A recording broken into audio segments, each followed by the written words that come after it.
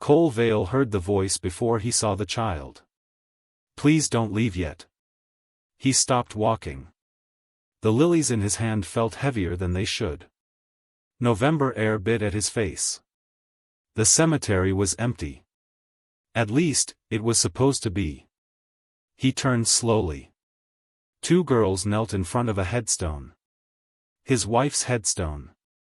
They couldn't have been older than 7. Maybe 8.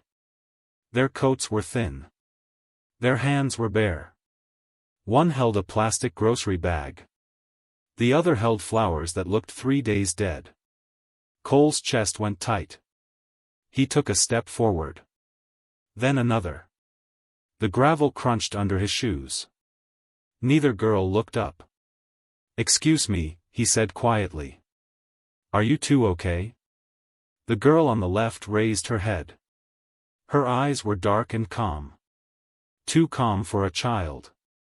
"Mama said you'd come when the flowers turned cold." Cole froze. His breath caught in his throat. The words didn't make sense. But they felt like they should. "What did you say?" The girl didn't repeat herself. Instead, she pointed at the lilies in his hand. Cole looked down. Frost had formed along the edges of the petals. He hadn't noticed it before. He always brought lilies on the 10th of the month. Nora loved them. Even in winter. But today, they were different. The cold had worked into them faster than usual. The white petals looked almost silver in the weak light. "When the flowers turn cold," the girl said again. "That's what Mama told us." Cole's pulse hammered in his ears. "Who's your mama?" The second girl, smaller and quieter, reached into the grocery bag. She pulled out a photo. The edges were worn. The paper was creased down the middle like it had been folded and unfolded 100 times. She held it up.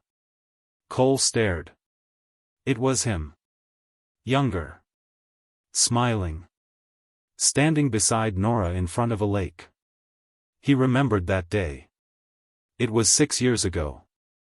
They'd gone upstate for her birthday. She'd laughed so hard she cried. The photo trembled in the girl's small hand. "Before we dive into this story, tell us where in the world you're watching from and what time it is right now. Someone near you might be watching too. And don't forget to subscribe to support and appreciate the work we do on this channel." Cole knelt down slowly. His knees hit the cold ground. He reached out, and the girl let him take it. He flipped it over. On the back, in handwriting he would recognize anywhere, was a message. "When the lilies are cold, follow the man who looks like this." Below that, a date. And Nora's initials.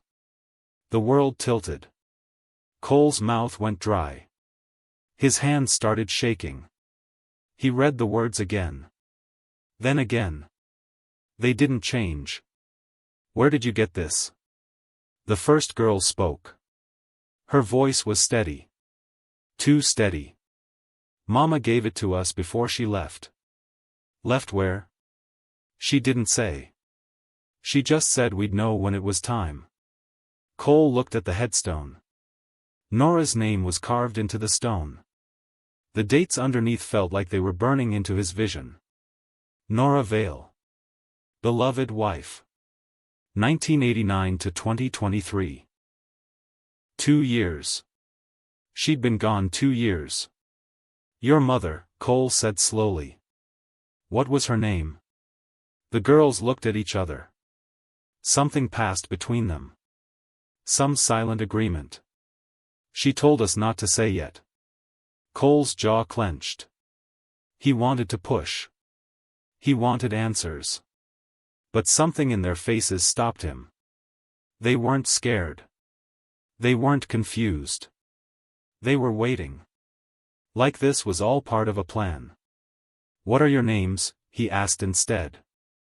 "I'm Sky," the first girl said. "I'm Maya," the second one whispered. Cole nodded. He didn't know what else to do. "Do you have somewhere to go? Someone taking care of you?" Sky shook her head. We've been waiting here. For how long? 3 days. Cole's stomach dropped. 3 days? Out here? Maya nodded. She pulled the grocery bag closer to her chest like it was the only thing keeping her warm. Cole stood up. He looked around the cemetery. No one else was there. No cars in the lot except his. No footprints in the frost except theirs. He looked back at the girls. They were still kneeling. Still watching him with those two calm eyes. You can't stay here, he said. It's too cold. We know, Sky said.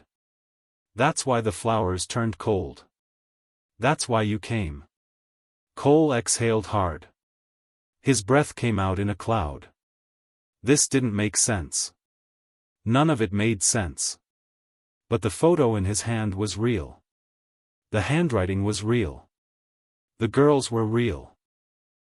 And Nora's voice, somewhere deep in his memory, whispered something he couldn't quite hear. Come with me, he said. Just for now. We'll figure this out. Sky stood first. Then Maya. They didn't hesitate. They didn't ask questions. They just followed. Cole walked back toward his car. The girls stayed close behind him. Their footsteps were soft. Almost silent. He opened the back door. They climbed in without a word. As he closed the door, Maya looked up at him through the window. Her face was pale. Her lips were almost blue. But her eyes weren't afraid. They were certain. Like she'd been waiting for him her whole life. Cole got into the driver's seat. He gripped the steering wheel. His wedding ring caught the light. He looked at it for a long moment. Then he looked in the rearview mirror. Sky was staring at his hand. And smiling. Cole drove in silence. The girls didn't speak. They didn't move much either. Just sat there in the back seat, hands folded, staring out the window like they'd done this before. He glanced at the rearview mirror. Sky was watching the trees pass. Maya was looking at his wedding ring. He turned his eyes back to the road. 5 minutes later, he pulled into the parking lot of a small cafe near the cemetery gate. It was the kind of place that stayed open late. Warm lights. Foggy windows. The smell of coffee and butter. Come on, he said, turning off the engine. The girls climbed out without asking where they were going. They followed him inside. The bell above the door chimed. A waitress looked up, smiled, then saw the girls and frowned slightly. Cole ignored it. He led them to a booth in the back corner. Sit, he said gently. They slid into the seat across from him. Their coats were damp from the cold. Their cheeks were red. The waitress came over. Cole ordered 3 hot chocolates without asking what they wanted. The girls didn't protest. When the waitress left, Cole leaned forward. Okay, he said. Start from the beginning. Who told you to wait at that grave? Sky looked at Maya. Maya looked down at her hands. Our mama, Sky said. And who is she? We don't know her real name. Cole blinked. You don't know your own mother's name? She told us to call her mama. That's all. Cole rubbed his face. His head was starting to hurt. Where is she now? She left 2 weeks ago. Left you where? At a shelter, Maya said quietly. She said someone would come for us. She said we just had to wait. The waitress returned with 3 mugs. Steam rose from them in thin curls. The girls wrapped their hands around the cups like they were holding something precious. Cole waited until the waitress walked away. And she told you to go to that grave? To wait for me? Sky nodded. She took a sip of the hot chocolate. Her hands were shaking. She said when the flowers turned cold, a man would come. She said he'd be wearing a ring like this. She pointed at Cole's left hand. He looked down. The gold band was still there. Still bright. He hadn't taken it off since the day Nora put it on him. She described my ring. She showed us, Maya said. She reached into the grocery bag again. This time, she pulled out a folded piece of paper. She slid it across the table. Cole unfolded it slowly. It was a drawing. Done in pencil. A man's hand. A ring on the fourth finger. The details were too accurate to be a guess. His throat went dry. She drew this? Maya nodded. Cole stared at the drawing. Then at the girls. Then back at the drawing. Why me? Why would she send you to me? She said you'd understand when you saw the envelope. What envelope? Sky reached into her coat pocket. She pulled out a sealed envelope. It was cream-colored. Slightly yellowed at the edges. The kind of paper people used for letters that mattered. She placed it on the table between them. Cole's heart stopped. His name was written on the front in black ink. Cole Vale. The handwriting was unmistakable. It was Nora's. He didn't move. He couldn't. The air in the cafe felt too thick. Too warm. His chest was tight. Where did you get this? Mama gave it to us, Sky said. She said not to open it. She said only you could. Cole picked up the envelope with both hands. The paper was smooth. Expensive. The kind Nora used for thank you notes. He turned it over. The seal was still intact.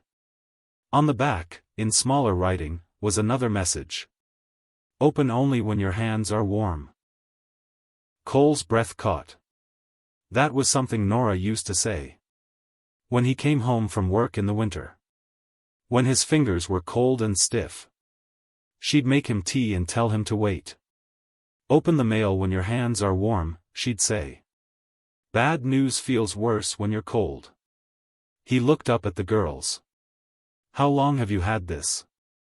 2 weeks, Maya said. And you didn't open it? Mama said only you. Cole swallowed hard. His hands were warm now. The hot chocolate mug had done its job. But he wasn't ready. He set the envelope down on the table. He looked at the girls. Their faces were pale. Their eyes were tired. But they weren't scared. They were waiting. Like they'd been told this was all going to happen exactly this way. What else did she tell you? Cole asked. Sky took another sip of her drink. She set the mug down carefully. She said you'd take us somewhere safe. Just for the night. And then what? Then you'd know what to do. Cole leaned back against the booth. He felt like the ground was shifting under him. Everything about this felt wrong. But also right. Like pieces of a puzzle he didn't know he was solving. You two can't stay outside, he said. Not in this cold. We know, Maya whispered. I'll take you somewhere warm. But only if you tell me the truth. No more riddles. No more waiting. The girls looked at each other again. Then Sky reached back into the grocery bag. She pulled out one more thing. A single key. Brass. Old-looking. A tag hung from it with a number written in Nora's handwriting. Storage 44C. Cole stared at it. What is that? Mama said you'd know. But he didn't. He'd never seen that key before in his life. Sky slid it across the table. It stopped right next to the envelope. She said everything you need is in there. Cole picked up the key. It was cold. Heavier than it looked. And suddenly, he realized something. Nora hadn't just left him a message. She'd left him a plan. Cole held the key in his palm. It felt like it weighed more than it should. Storage 44C. He'd never heard of it. Never seen it. But Nora's handwriting was on the tag, and that meant it mattered. "Where's this storage unit?" he asked. "We don't know," Sky said.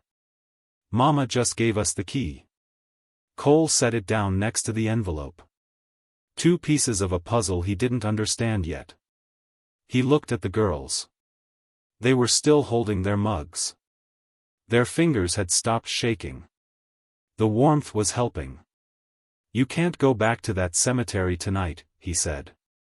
"It's too cold. I'll take you somewhere safe." Sky nodded slowly.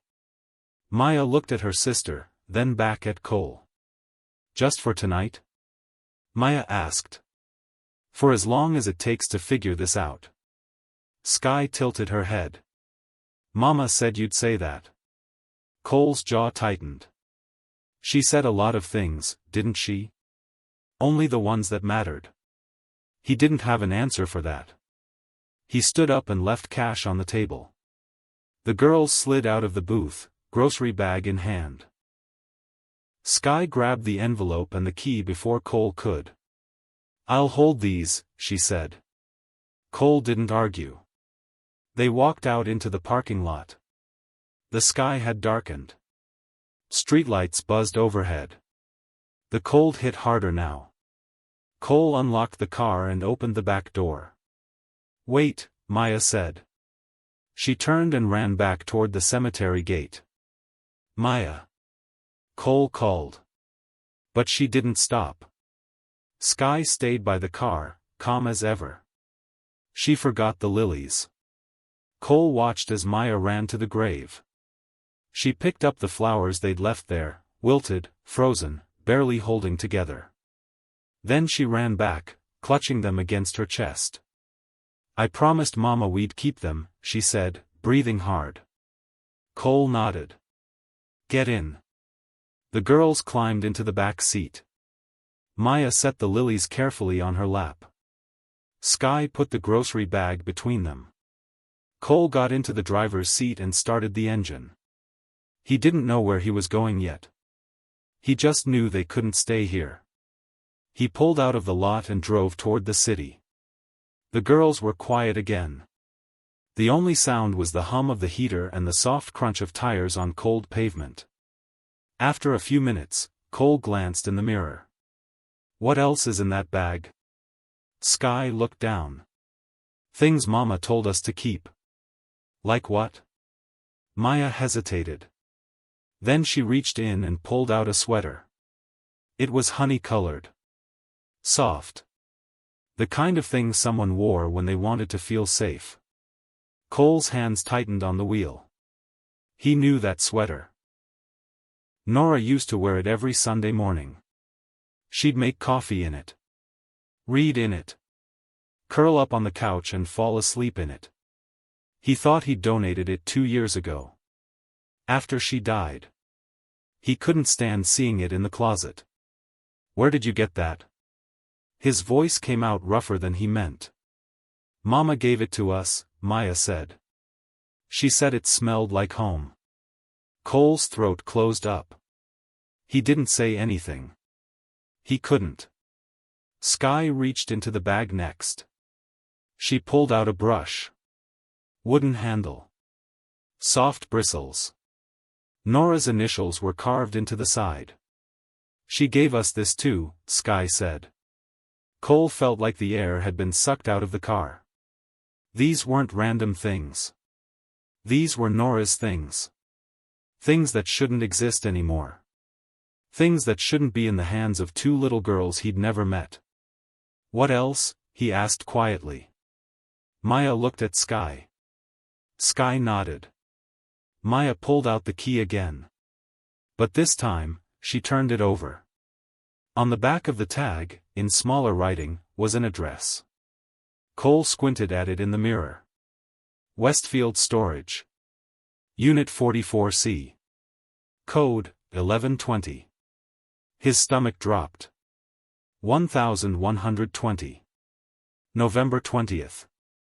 Nora's birthday. Did she tell you what's in there? Cole asked. No, Sky said. Just that you'd need it when you were ready. Ready for what? For us. The words hit him like a punch. He pulled over to the side of the road. Put the car in park. Turned around to face them. What does that mean? The girls didn't answer. They just looked at him with those calm, knowing eyes. Cole ran a hand through his hair. His mind was racing. None of this made sense. Nora had been gone for 2 years. She couldn't have planned this. She couldn't have known. But the envelope. The key. The sweater. The brush. All of it was hers. Why now? He asked. Why did your mama wait 2 years to send you to me? Sky's face didn't change. She didn't wait. We did. What? Mama said the flowers had to turn cold first. She said you weren't ready before that. Cole stared at her. How would she know when I'd be ready? Because she knew you, Maya said softly. Cole's chest ached. He turned back around. Gripped the wheel. Stared out at the road ahead. The envelope sat on the seat beside Sky. Still sealed. Still waiting. He wanted to open it.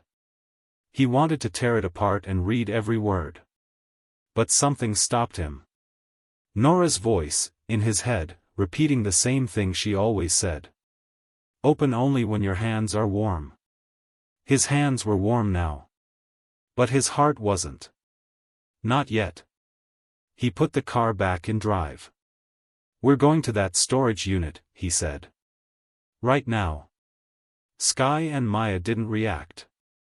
They just sat there, holding the lilies and the grocery bag like they'd been expecting this all along. Cole pulled back onto the road. Behind them, the cemetery disappeared into the dark. Ahead, the city lights flickered. And somewhere between the two, a truth was waiting that Cole wasn't sure he was ready to face. But the key was in his hand now. And the only way forward was to use it. Cole changed his mind halfway to the storage facility. The girls needed more than answers tonight. They needed food. Sleep. A bed that wasn't a bench or cold ground. He took the next exit and headed toward downtown instead. 10 minutes later, he pulled up outside a 3-story building with yellow light spilling from every window. A sign hung above the door, Haven House. He knew this place.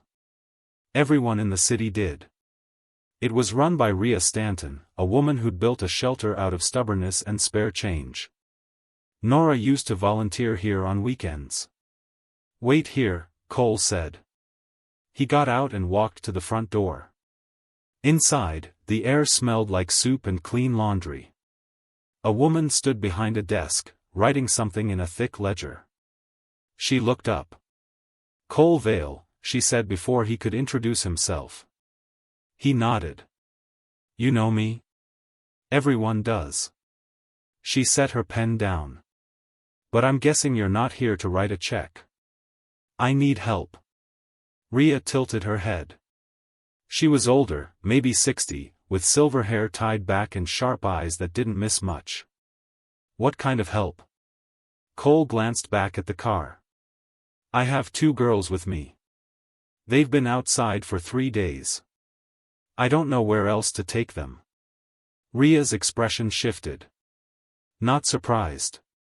More like she'd been waiting for this. Bring them in. Cole walked back to the car and opened the door. Sky climbed out first, then Maya.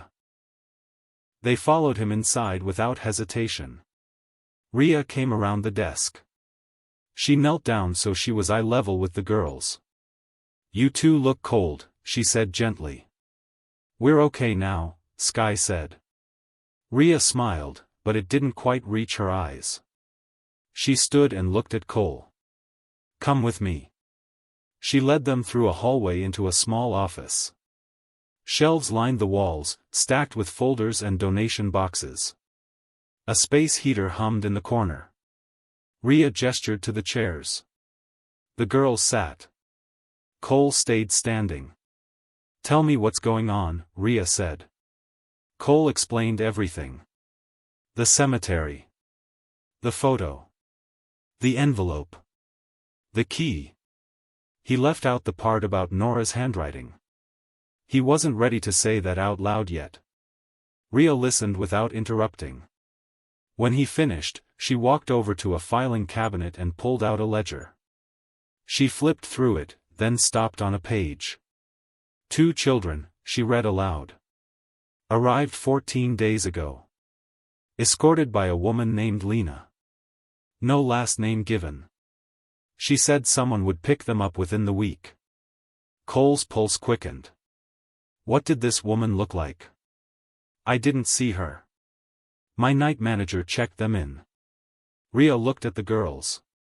But the description matches these two. Sky and Maya didn't react. They just sat there, hands folded. Did Lena leave anything else? Cole asked. Rhea turned the page. A grocery bag. A note. And a copy of a key. Cole froze. A copy? Rhea reached into a drawer and pulled out a brass key. Same size. Same shape. Same tag. Storage 44C. Cole took it from her. It was identical to the one Sky had given him. Why would she leave a copy here? I don't know, Rhea said. But she told my manager that if no one came, we should check the storage unit ourselves. And did you? No. I figured if someone was coming, they'd show up when they were ready. She looked at Cole. And here you are. Cole set the key on the desk. His mind was spinning. Who is Lena? That's what I've been trying to figure out, Rhea said. She pulled out another folder. Inside was a photocopy of a driver's license. Cole stared at it. The woman in the photo was younger than he expected. Maybe 30. Dark hair. Tired eyes. But her face was unfamiliar. You know her? Rhea asked. Cole shook his head. Then how did she know about you? I don't know. Rhea closed the folder. She leaned back against the desk and crossed her arms. This whole thing, she said slowly, feels like someone planned it down to the hour. It does. And the only person who could have done that is someone who knew you. Knew these girls. Knew when you'd be ready to find them. Cole's throat tightened. Rhea looked at the envelope still in Sky's hand. You going to open that? Not yet. Why not? Because I need to know what's in that storage unit first. Rhea nodded. Then go. I'll watch the girls. Cole looked at Sky and Maya. They didn't look scared. They looked like they'd been through this before. You'll be safe here, he told them. Sky nodded. Maya held the lilies a little tighter. We'll wait, Sky said. Cole turned to leave, but Rhea stopped him. One more thing. He turned back. She handed him a slip of paper. It was a receipt. Handwritten. Dated 2 weeks ago. Paid in full. Unit 44C. Westfield Storage. Renter, Nora Vale. Cole's heart stopped. Where did you get this? It was in the grocery bag, Rhea said. The one Lena left. Cole stared at the name. Nora's name. Written 2 weeks ago. But Nora had been dead for 2 years. That's impossible, he whispered. Rhea's face was calm. Maybe. Or maybe someone's been paying that unit in her name all along. Cole couldn't breathe. Who? That, Rhea said, is what you're about to find out. The storage facility was on the edge of town, past the warehouses and train tracks. Cole pulled into the parking lot at 9:30. The place was mostly empty. He grabbed the key and walked toward the rows of units. His breath came out in clouds. The overhead lights buzzed and flickered. Unit 44C was in the back corner. He stood in front of it for a full minute before putting the key in the lock. It turned easily. The door rolled up with a metallic groan. Inside, the unit was small. Maybe 6 feet by 6 feet. The air smelled like dust and old cardboard. There was only one thing inside. A box. It sat in the center of the floor, perfectly placed. The cardboard was clean. No dirt. No tears. Tape sealed it shut on all sides. Cole stepped inside. The motion sensor light clicked on above him. He knelt down in front of the box. On top, written in black marker, was a message. For Cole, when the lilies are cold. His hand started shaking. That was Nora's handwriting. He'd know it anywhere. The way she curved her L's. The way her O's tilted slightly to the right.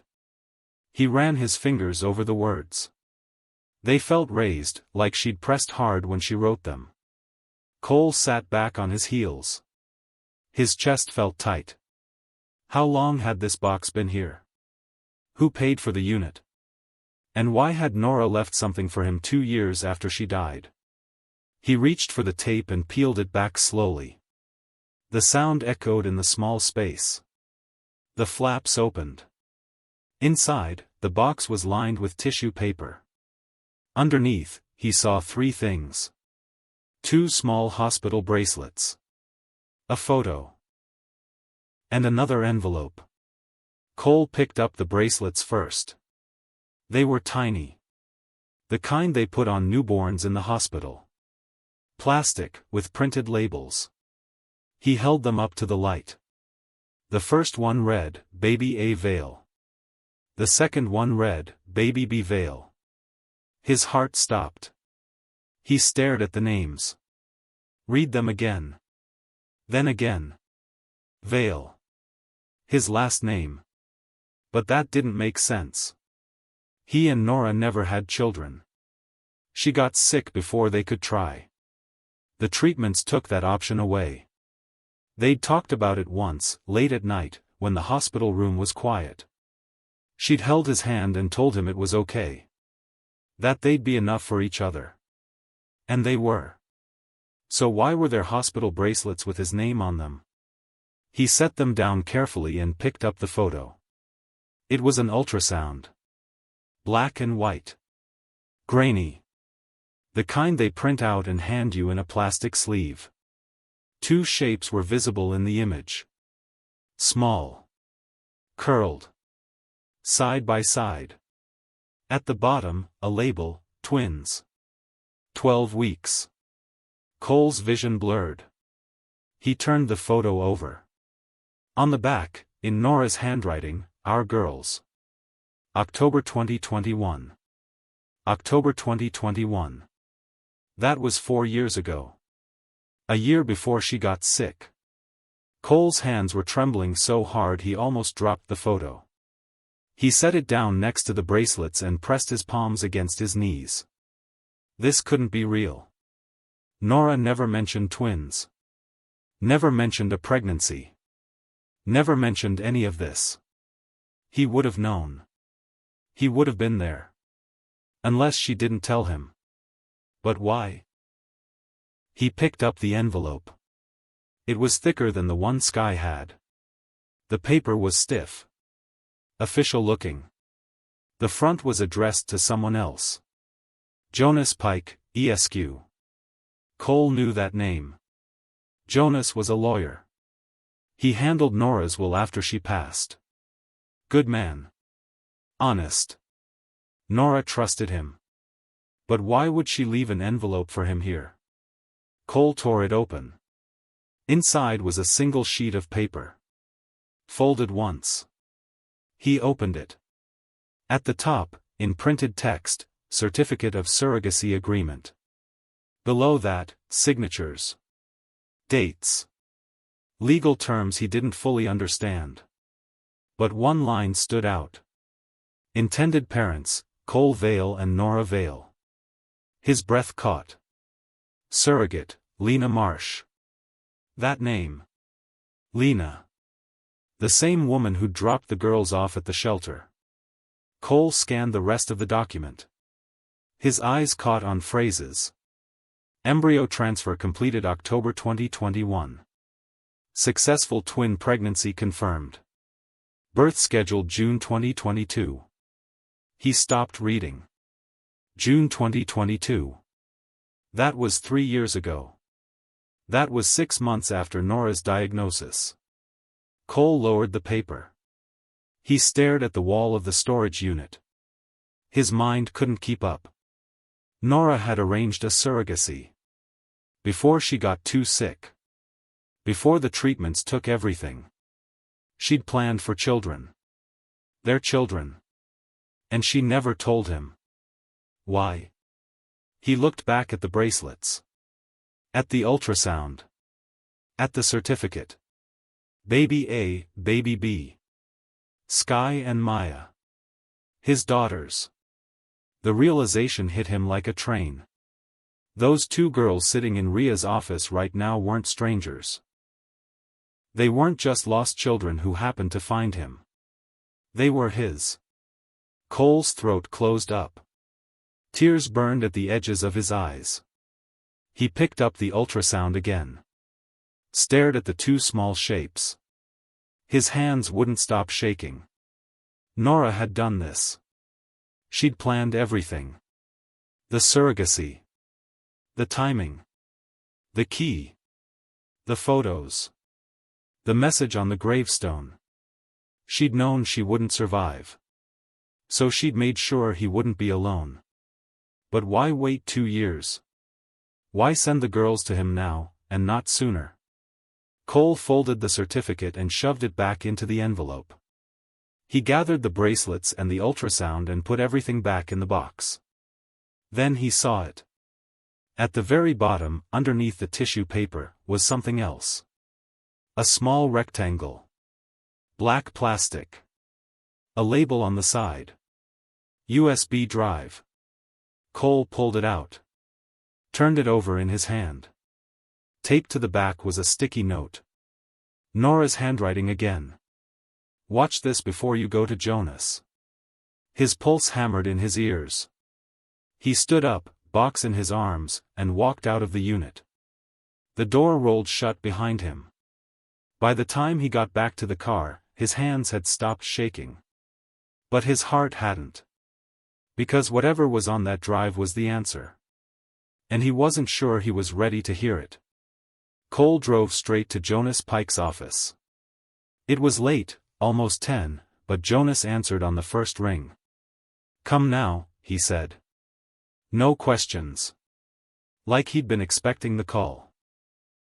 The office was downtown, on the 3rd floor of an old brick building. Cole climbed the stairs 2 at a time, the box tucked under his arm. Jonas was waiting at the door. He was in his 60s, silver-haired, wearing a cardigan instead of a suit. He looked at the box in Cole's hands and nodded slowly. You found it. Cole stepped inside. The office smelled like wood polish and old books. A single lamp glowed on the desk. The rest of the room was dark. You knew about this? Cole's voice was rough. Jonas closed the door. Sit down. I don't want to sit. I want answers. Jonas walked to his desk and opened a drawer. He pulled out a laptop and set it on the desk. Then he reached back into the drawer and pulled out another envelope. Nora's handwriting on the front. Cole stared at it. How many of these are there? He asked. Enough, Jonas said. She was thorough. Cole set the box on the desk. He pulled out the USB drive and held it up. What's on this? Her explanation. Why didn't you tell me sooner? Jonas met his eyes. Because she told me not to. She said you'd come when you were ready. Not before. And you just went along with that? She was dying, Cole. And she knew what she was doing. Jonas gestured to the laptop. Watch it. Then we'll talk. Cole's jaw tightened. He wanted to argue. He wanted to throw the drive across the room. But instead, he sat down. Jonas plugged the drive into the laptop. A video file appeared on the screen. He clicked it, then stepped back. The screen went black for a second. Then Nora's face appeared. Cole's breath stopped. She looked younger. Healthier. Her hair was still long. Her eyes were bright. This was before the final round of treatment. Before everything got worse. She was sitting in a chair, hands folded in her lap. A window behind her showed daylight. Birds chirped faintly in the background. She smiled. Hi, Cole. Her voice hit him like a wave. He leaned forward, hands gripping the edge of the desk. If you're watching this, Nora continued, then two small hands have already found you. Cole's throat closed up. Don't ask if you're ready, she said. Ask if they're cold. She paused. Her smile softened. I know you're confused. I know this doesn't make sense. But I need you to listen. All the way through. Can you do that for me? Cole nodded, even though she couldn't see him. Nora took a breath. When we found out I was sick, we talked about a lot of things. What we'd do. What we'd leave behind. You said you were okay without kids. You said we were enough. Her eyes glistened. And we were. But I wasn't ready to let go of the idea completely. Not yet. She looked down at her hands. So I made a choice. I went to a clinic. I talked to doctors. And I arranged a surrogacy. I used our embryos. The ones we'd frozen before treatment started. I found a woman named Lena who agreed to carry them. Cole's chest ached. I didn't tell you because I didn't want you to hope. I didn't want you to plan for something that might not happen. And I didn't want you to lose twice. Nora wiped at her eyes. The twins were born in June. Healthy. Beautiful. Perfect. Lena took care of them while I got sicker. I paid her. I gave her instructions. And I told her when to bring them to you. She looked directly at the camera. Not right away. You weren't ready then. You needed time to grieve. Time to remember who you were before me. So I told Lena to wait. 2 years. Until the lilies turned cold. Cole's hands were shaking. I know that sounds strange, Nora said. But you always brought me lilies on the 10th. Every month. And in November, they freeze faster than you think. I knew you'd notice. I knew you'd stop. She smiled again, but it was sad this time. I wanted you to find them when you were ready to see past your grief.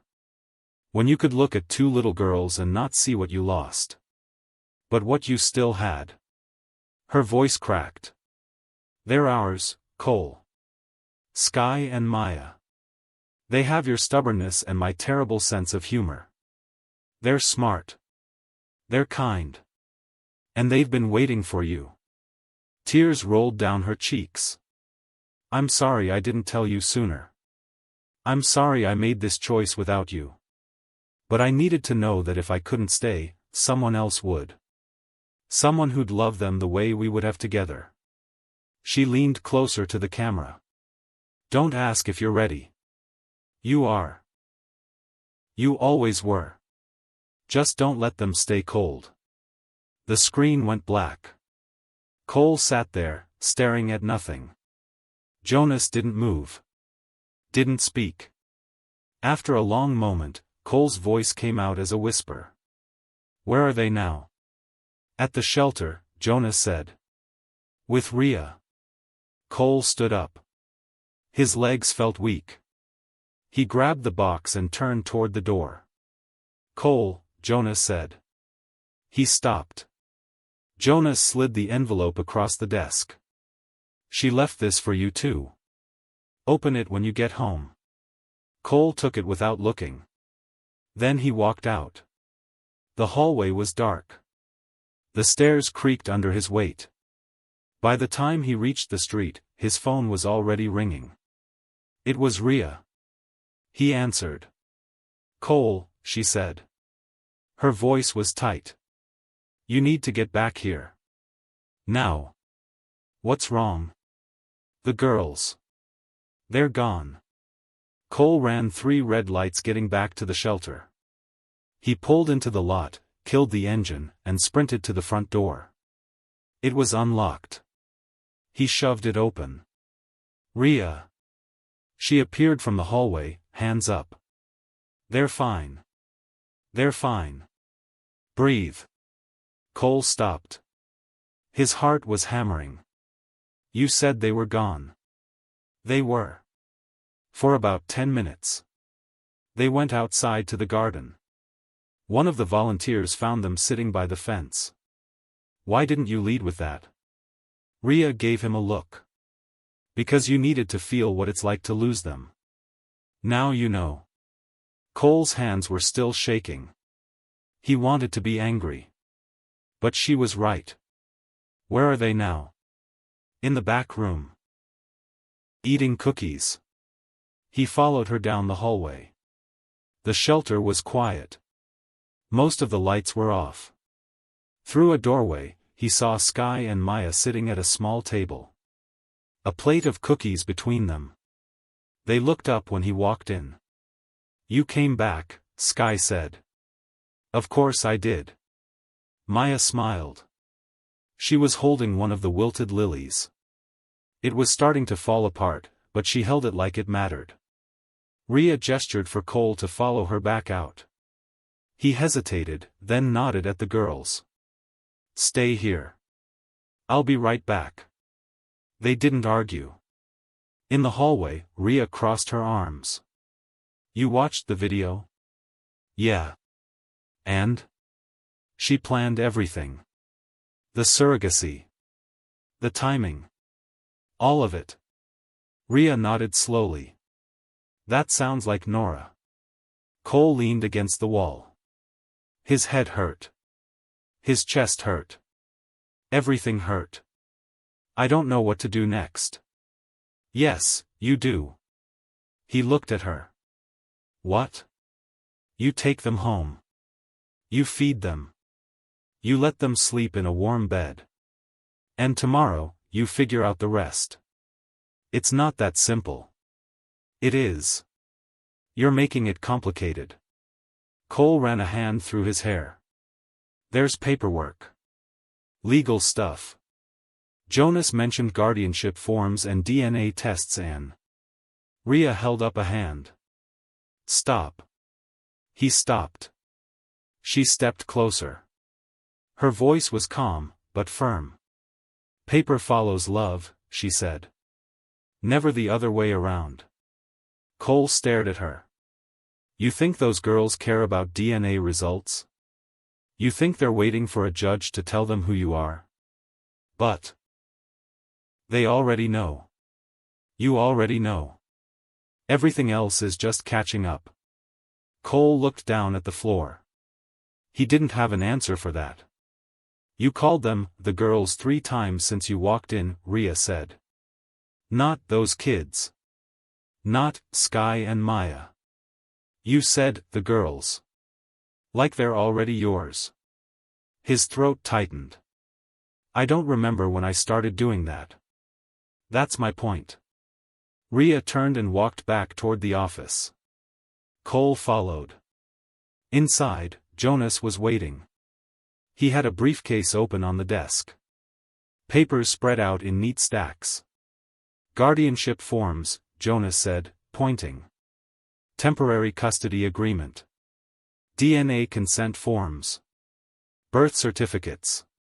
All of it." Cole looked at the pile. It felt like too much. When do I need to do this? Soon. But not tonight. Rhea leaned against the doorframe. He's right. Tonight, you just take them home. Cole picked up one of the forms. His name was already typed at the top. So were Sky's and Maya's. How long will the DNA test take? A week. Maybe 2. Jonas closed the briefcase.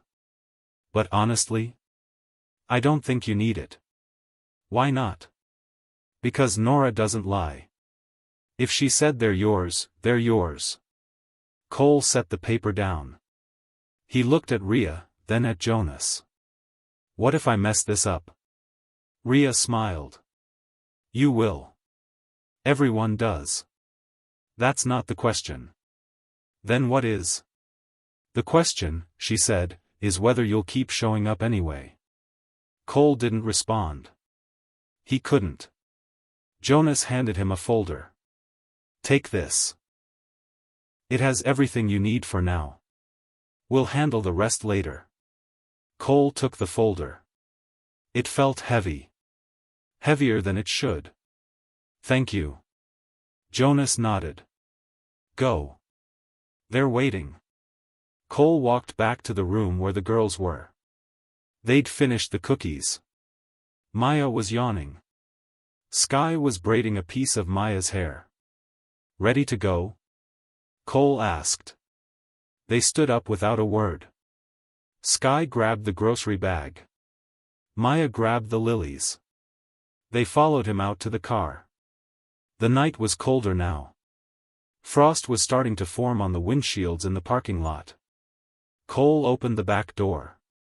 The girls climbed in. He got into the driver's seat and started the engine. The heater kicked on. The radio stayed off. The only sound was the hum of tires on pavement. Cole glanced in the mirror. Sky was looking out the window. Maya was leaning against her sister, eyes half closed. Where are we going? Sky asked. Home, Cole said. Who's home? He paused. Then he said it. Ours. Sky met his eyes in the mirror. She didn't smile. But something in her face softened. Okay. They drove through the city in silence. The lights blurred past.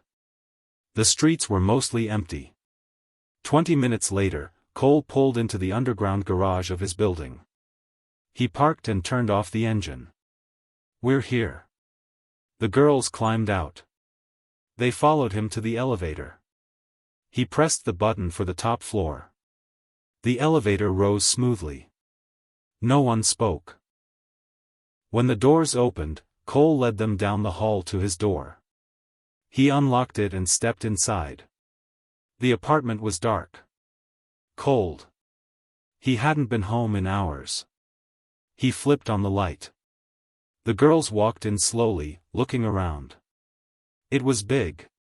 Too big. The kind of place that felt empty even when someone was there. Sky set the grocery bag down by the door. Maya still held the lilies.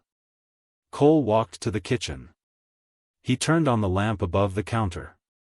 The one Nora always insisted should stay lit. The warm glow filled the room. And then he heard it. A small gasp. He turned around. Maya was staring at the lamp. Her face had gone pale. That's the lamp, she whispered. Cole frowned. What? The one Mama told us about. Sky stepped closer. She was staring too. She said when we saw it, we'd know we were home. Cole's chest tightened. She told you about this lamp? Maya nodded. She said it would always be on. No matter what.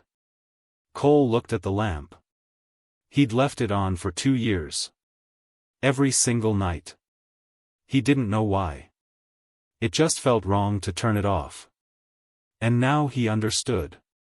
Nora had told them. She'd described this place. This light. This exact moment. She'd known they'd end up here. Sky walked over to the counter. She touched the base of the lamp gently. She said you'd keep it on for us. Cole's throat burned. I did. Maya looked up at him. Her eyes were wet. Does that mean we can stay? Before Cole could answer, his phone buzzed. He pulled it out. A text from an unknown number. You have something that belongs to me. We need to talk. Now. Cole stared at the text. You have something that belongs to me. We need to talk. Now. His finger hovered over the reply button. Is something wrong? Sky asked. He looked up. Both girls were watching him. Their faces were tired. Their eyes were heavy. He turned the phone off and slid it into his pocket. Nothing that can't wait until morning. It was a lie. But it was also the truth. Whatever this was, whoever sent that message, they could wait. The girls couldn't. Are you hungry? He asked. Maya nodded. Sky shrugged, which he figured meant yes. Cole walked into the kitchen and opened the fridge. It was mostly empty. Some eggs. Butter. A carton of milk that might be expired. He closed the fridge and opened the cabinet above the stove. Inside, stacked neatly, were Nora's notebooks. She'd kept dozens of them. Recipes. Notes. Random thoughts written at 3 in the morning. He pulled out the one labeled soups that make sense. The handwriting on the cover made his chest ache. He opened it. The pages were stained with oil and spice marks. Little notes in the margins. He found the chicken soup recipe halfway through. Nora had underlined it twice. Written at the top, this one fixes everything. Cole smiled despite himself.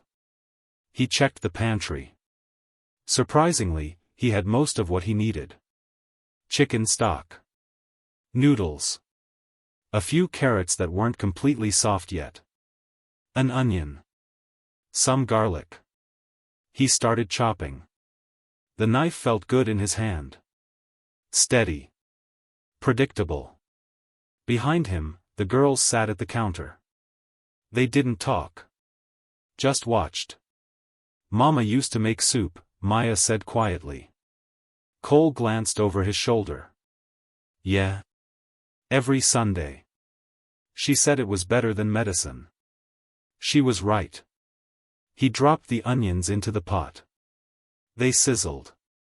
The smell filled the kitchen. Sharp at first, then sweet. Sky leaned forward.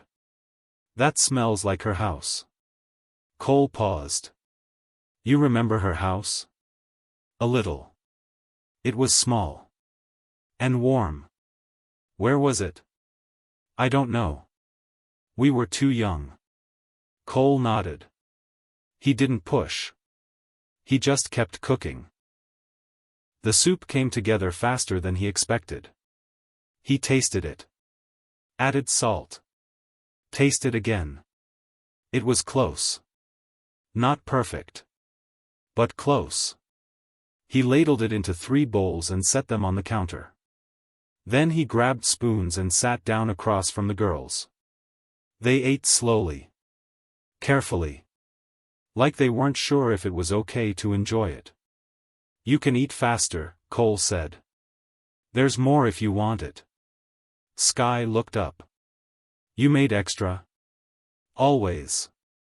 She smiled a little. Then went back to eating. They finished in silence. When the bowls were empty, Cole washed them in the sink. The girls stayed at the counter, watching the lamp burn. Can we sleep here? Maya asked. Her voice was so quiet he almost missed it. Just for today, Sky added quickly. We don't want to bother you. Cole turned off the water. He dried his hands on a towel and turned around. You're not bothering me. But we don't have beds. I have a guest room. With 2 beds. The girls looked at each other. Some silent conversation passed between them. "Okay," Sky said. Cole led them down the hall. The guest room was at the end. He opened the door and flipped on the light. Two twin beds sat against opposite walls. White sheets. Clean pillows. Nora had set this room up years ago, for guests who never came. Now Cole understood why. "Bathrooms across the hall," he said. "There are towels in the cabinet. And toothbrushes under the sink." "You have toothbrushes?" Maya asked. "Nora always kept extras." The girls nodded like that made sense. Cole left them to get ready. He walked back to the kitchen and stood under the lamp. The light was soft. Warm. It made the whole apartment feel less empty. 10 minutes later, the girls came back. They were wearing oversized shirts Cole had left on the beds. Their hair was damp from washing their faces. "Ready for bed?" he asked. They nodded. He walked them back to the room. Sky climbed into the bed by the window. Maya took the one by the door. Cole pulled the blankets up over them. It felt strange. Familiar. Like something he'd done before but couldn't remember. "Good night," he said. "Good night," they said together. He turned off the light and started to leave. "Cole?" Maya's voice stopped him. "Yeah. Thank you." His throat tightened. "You don't have to thank me. Mama said we should. She said you'd need to hear it." He didn't know what to say to that. So he just nodded and closed the door halfway. Back in the kitchen, he sat at the counter. The lamp glowed beside him. The apartment was quiet. But it didn't feel dead anymore. It felt like something was starting. He pulled out his phone and turned it back on. The text was still there. He opened it. "Read it again. You have something that belongs to me. We need to talk. Now." He typed a reply. "Who is this?" The response came in seconds. "Lena. And those girls aren't yours." "Not yet." Cole's jaw clenched. He typed back. "They're mine. Nora made sure of that." 3 dots appeared. Then disappeared. Then appeared again. Finally, the message came through. "Nora's dead. Her plan died with her. I carried those girls. I raised them. And I'm not done with them yet." Cole's blood went cold. He stood up. His hands were shaking. He looked down the hall toward the guest room. The door was still halfway open. The girls were asleep. Safe. For now. Another text came through. "I'll be at your building in 10 minutes. We're going to talk. Or I'm going to make this very public. Your choice." Cole's phone buzzed again. This time, it was a photo. A picture of him and the girls walking into the shelter earlier that night. Taken from across the street.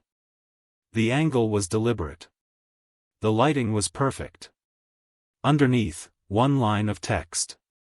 "Billionaire kidnaps homeless children." That's the headline if you don't answer the door. Cole didn't answer the door. He turned off his phone instead. Blocked the number. And stood in the dark hallway, listening. Lena never knocked. After 20 minutes, he checked the security camera in the lobby. Empty. She was gone. But the damage was already done. By morning, his phone was exploding. He woke up to 47 missed calls. 32 texts. 15 voicemails. He scrolled through them with one hand, coffee in the other. Most were from people he barely knew. Reporters. Bloggers.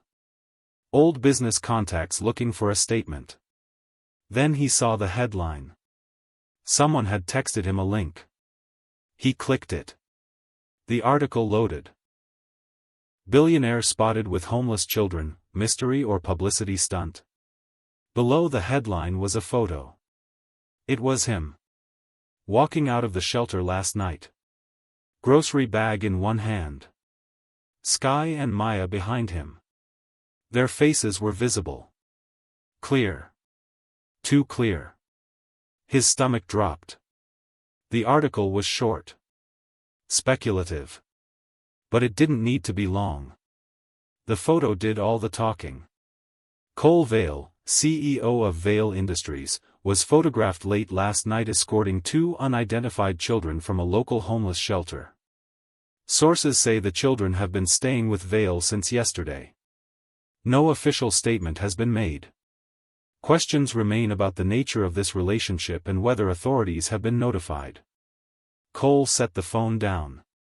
His hands were shaking. In the guest room, the girls were still asleep. The door was cracked. He could hear Maya's soft breathing.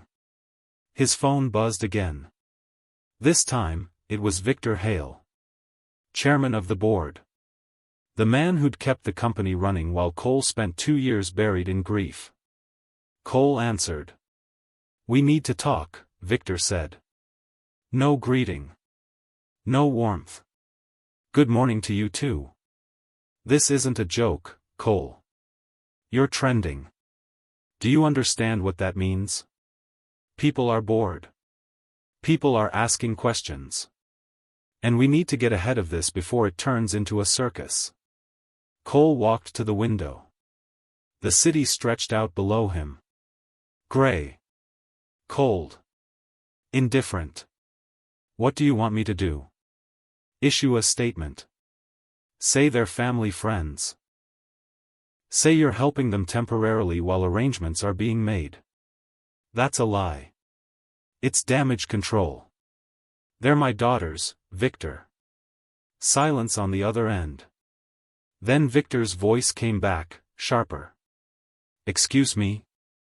You heard me. You don't have daughters." "I do now." Another pause. Longer this time. "Cole, I don't know what's going on, but we need to handle this carefully. The board is already concerned about your decision-making." "My decision-making? You've been distant. Distracted. And now you're bringing random children into your home without telling anyone. It doesn't look good." Cole's jaw tightened. "Say their names." "What?" "Their names. Sky and Maya. Say them." Victor didn't respond. "You can't, can you? Because they're not real to you. They're just a problem. Just bad optics." "Cole.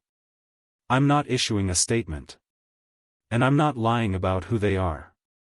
Then the board will have to get involved. Let them." Victor exhaled hard. "There's an emergency meeting scheduled for tomorrow morning. 9 sharp. They're going to ask you about this. About your judgment. About whether you're fit to keep running this company." Cole laughed. It came out bitter. 2 years. I kept my head down for 2 years. Didn't complain. Didn't ask for help. Did everything you wanted. And now, the second I start living again, you question my stability?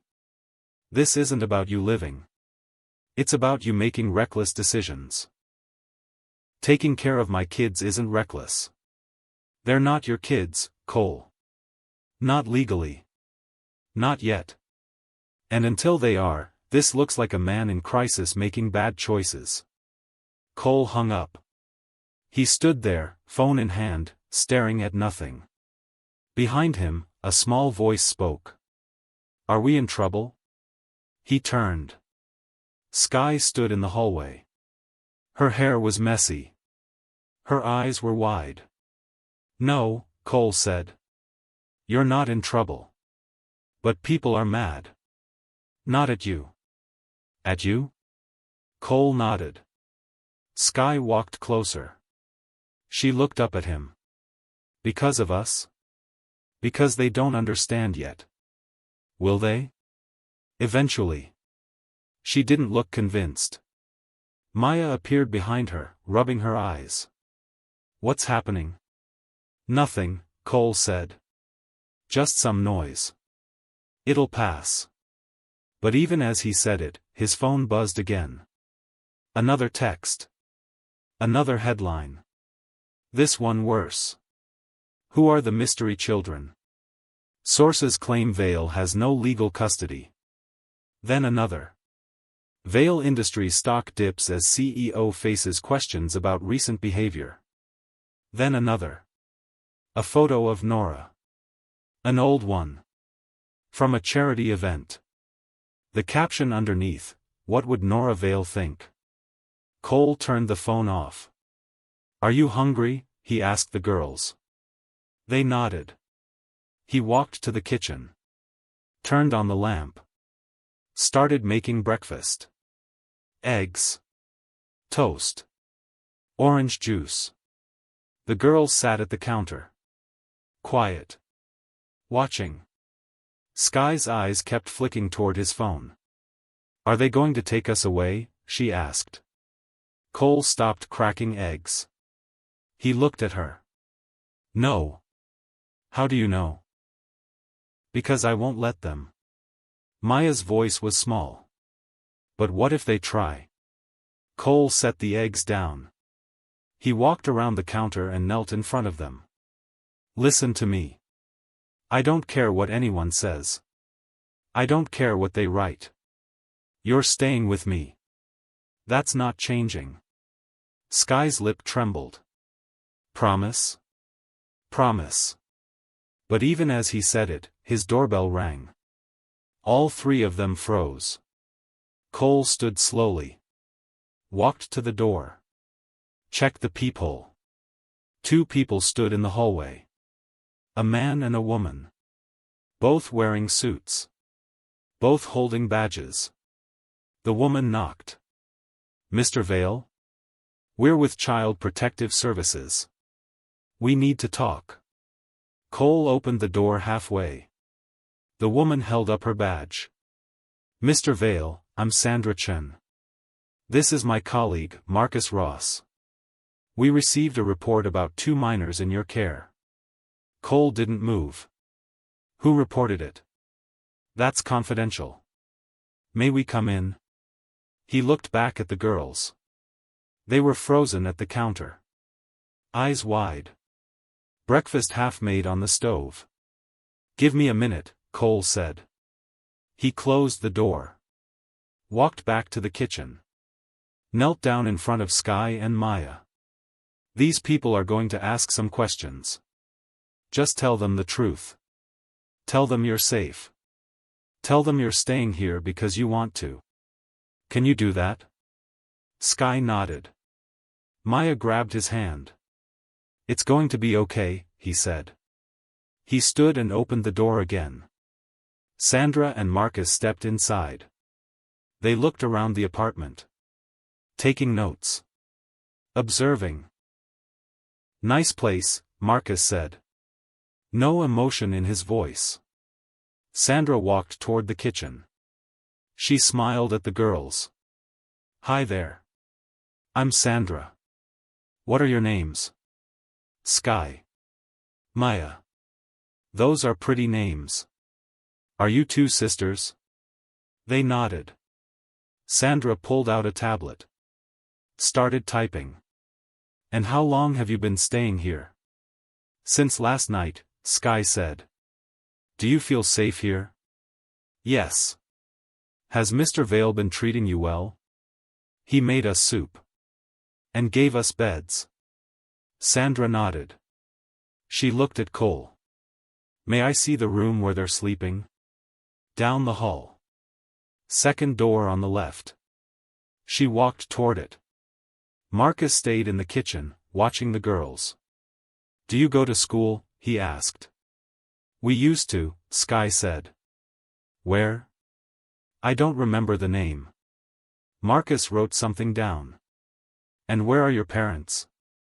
The girls looked at each other. Then at Cole. Their mother passed away, Cole said. Their father is standing right here. Marcus looked up. Are you the biological father? Yes. Can you prove that? DNA test is being processed. Results come back next week. And until then? I have temporary guardianship paperwork being filed today. Marcus didn't look impressed. That's not how this works. Without documentation, these children are technically in an unsupervised situation. Cole's jaw tightened. They're not unsupervised. I'm supervising them. You're a stranger to them. I'm their father. Sandra came back from the hallway. The room is clean. 2 beds. Everything looks appropriate. Marcus frowned. That doesn't mean this is the right placement. They're not being placed, Cole said. They're home. Sandra held up a hand. Mr. Vale, we're not here to take anyone. We're here to assess the situation. That's all. And what's your assessment? She looked at the girls. At the breakfast on the stove. At the lamp still burning above the counter. You seem to care about them. That's clear. But we need documentation. Birth certificates. Proof of relationship. Legal custody agreements. I have a lawyer handling all of that. Then we'll follow up with him. In the meantime, we'll be checking in weekly. Just to make sure everything is stable. Marcus added, if anything changes, we'll need to be notified immediately. Cole nodded. Understood. Sandra handed him a card. Call if you need anything. We're here to help. They left. Cole closed the door and leaned against it. His heart was pounding. Sky stood up. Are they coming back? Maybe. But it's fine. They just want to make sure you're okay. We are okay. I know. He walked back to the stove. The eggs had gone cold. He scraped them into the trash and started over. This time, the girls helped. Maya handed him the bread for toast. Sky poured the juice. They ate together at the counter. The lamp glowed beside them. The apartment didn't feel so big anymore. After breakfast, Cole found Nora's notebook again. He flipped through the pages. Past the soup recipe. Past the grocery lists. Past the sketches of things she wanted to remember. Then he found it. A note, written in the margin. Small handwriting. Easy to miss. Light the kitchen lamp when you bring them home. It's not a metaphor. It's instruction. Cole stared at it. She'd known. She'd planned every detail. Even down to the lamp. Even down to the timing. He looked at the girls. Sky was drawing on a napkin. Maya was humming softly, swinging her legs under the counter. He saw it then. The way Maya tilted her head when she was thinking. Exactly like Nora used to. The way Sky smiled when she thought no one was watching. Half hidden. Like it was a secret. They were pieces of her. Living pieces. Made new. If this moment just hit you in the feels, you're not alone. Subscribe so you never miss stories like this that remind us what family really means. And here's my question for you, what small gesture from someone you loved still affects you today? Share it in the comments, let's honor the people who shaped us. Now let's see what happens next. Do you two want to pick out your own rooms? Cole asked. They looked up. We already have a room, Sky said. I mean permanently. You can redecorate. Paint the walls. Pick out new furniture. Whatever you want. Maya's eyes widened. We get to stay? You were always going to stay. Sky bit her lip. But the people who came. They said they're checking in. Not taking you. There's a difference. Maya slid off her chair and walked over to him. She hugged his arm. Thank you, she whispered. Cole's throat tightened. He put his hand on her head. You don't have to keep thanking me. Mama said we should. Every day. He didn't know how to respond to that. So he just nodded. The rest of the morning passed quietly. They watched the city wake up outside the window. They played a card game Nora had left in a drawer. They laughed when Maya won 3 times in a row. For the first time in 2 years, the apartment felt alive. But around noon, Cole's phone rang. It was Jonas. We have a problem, Jonas said. Victor called an emergency board meeting. Tomorrow. They're voting on whether to remove you as CEO. Cole stood up. Walked to the window. On what grounds? Instability. Erratic behavior. Putting the company at risk. I'm taking care of my kids. That's not erratic. They don't see it that way. And Lena just filed a legal claim. She's saying the surrogacy agreement was void because Nora signed it without your consent. She wants full custody. Cole's blood went cold. She can't do that. She's trying. And if the board votes you out, you'll lose the resources to fight her. Cole looked back at the girls. They were laughing. Safe. Unaware. What do I do? Jonas paused. You show up tomorrow.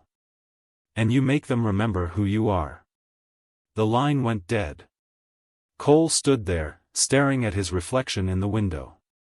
Behind him, Maya called his name. Cole? Can we go outside? He turned. Forced a smile. Maybe later. But even as he said it, his phone buzzed again. A news alert. Breaking, Vail Industries Board questions CEO's fitness. Emergency vote scheduled. Below it, another photo. This one taken from a distance. Through his apartment window. Him. Standing with the girls. All 3 of them visible. The caption underneath made his stomach turn. Is Cole Vail protecting these children, or hiding something? By afternoon, the cameras arrived. Cole saw them from the window.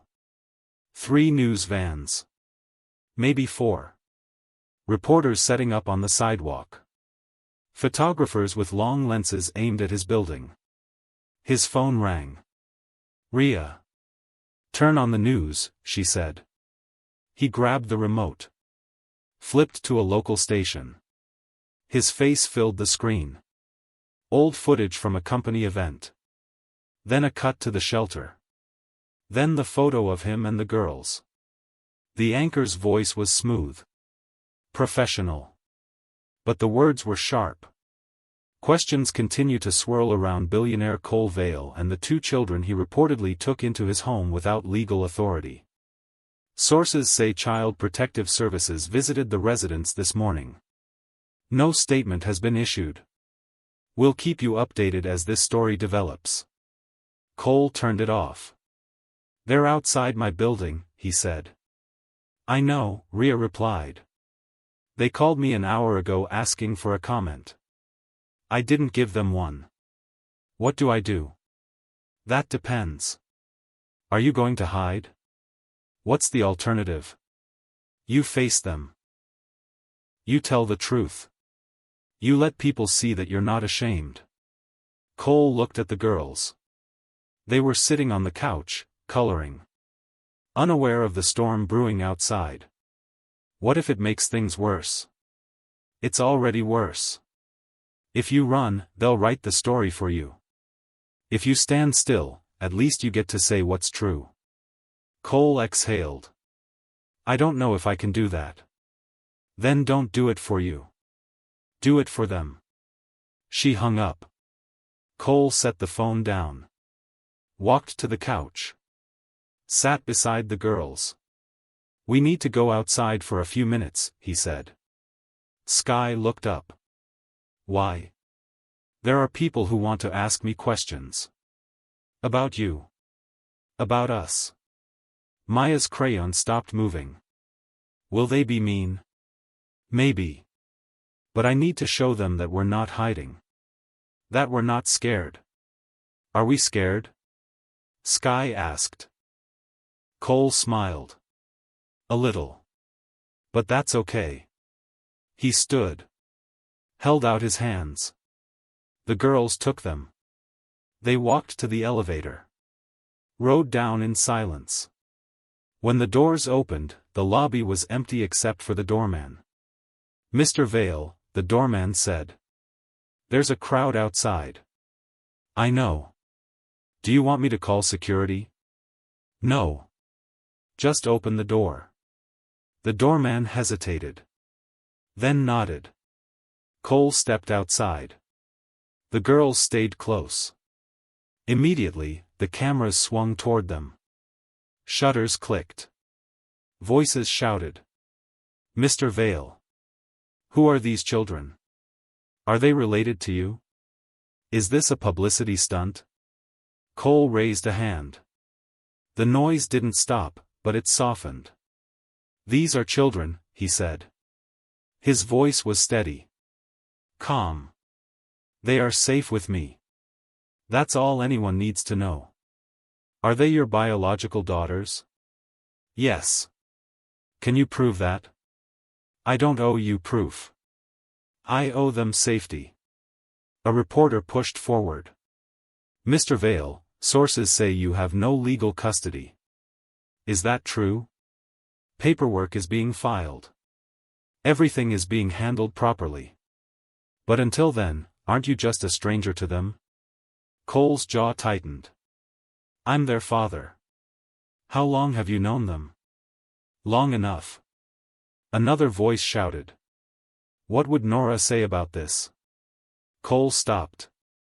Looked directly at the camera. Nora planned this. Every piece of it. These girls are here because she made sure they would be. If you want to question someone's judgment, don't question mine. Question your own. He turned. Walked back inside. The girls followed. The door closed behind them. The noise faded. In the elevator, Maya looked up at him. You did good. Cole smiled despite himself. You think so? Mama would have been proud. His throat tightened. He didn't respond. Back in the apartment, he turned on his phone. The video was already online. Posted. Shared. Edited into clips. The headline, Billionaire claims random girls are his, offers no proof. The clip they used was 5 seconds long. Just the part where he said, I'm their father. Cut off before the rest. No context. No explanation. The comments were brutal. This guy is losing it. Someone check on those kids. Where's CPS when you need them? Cole set the phone down. Closed his eyes. It rang again. Victor. He answered. What the hell was that? Victor's voice was sharp. Furious. That was me telling the truth. That was you making this 10 times worse. Do you have any idea what the board is going to say tomorrow? I don't care what the board says. You should. Because they're not just questioning your judgment anymore. They're questioning whether you should be near those children at all. Cole stood. Walked to the window. The cameras were still there. Waiting. Let them question. I'm not changing my answer. Then you're going to lose everything. Not everything, Victor. Not them. Cole just chose his daughters over his billion-dollar company. If you're rooting for him right now, smash that subscribe button because you understand what this channel is about, stories where love wins. Drop a comment, would you make the same choice Cole just made? What would you sacrifice for family? Let me know below. Now, let's find out if he can actually pull this off. Victor was quiet for a moment.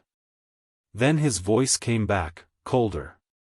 The vote is tomorrow at 9. If you don't show up, they'll vote you out anyway. If you do show up and can't prove you're stable, same result. Either way, you're done. We'll see. Cole hung up. He looked at the lamp. Still burning. Still steady. Tomorrow, he said quietly. We finish this our way. Behind him, the girls were already asleep on the couch. Maya's head rested on Sky's shoulder. Their breathing was soft. Even. Cole grabbed a blanket and covered them. Then he sat in the chair across from them and watched. He stayed there for hours. Planning. Thinking. Preparing. By midnight, he knew what he had to do. He pulled out his phone. Called Jonas. I need everything, Cole said. The surrogacy agreement. The video. The birth certificates. Everything Nora left. I'm bringing it all tomorrow. You sure about this? No. But I'm doing it anyway. Jonas paused. Then I'll see you at 9. Cole hung up. Looked at the girls one more time. Then he walked to his bedroom. Pulled Nora's envelope from the drawer. The one Jonas had given him. The one he still hadn't opened. He sat on the edge of the bed. Held it in both hands. The seal was still intact. He tore it open. Inside was a single sheet of paper. Folded once. He unfolded it. At the top, in Nora's handwriting, for the boardroom. Below that, 2 sentences. If you must choose between the company and the lamp, let the lamp win. They'll remember you for what you kept burning, not what you built. Cole read it 3 times. Then he folded it. Put it in his pocket. And for the first time in 2 years, he slept through the night. But when he woke up, his phone was ringing. It was Sandra from CPS.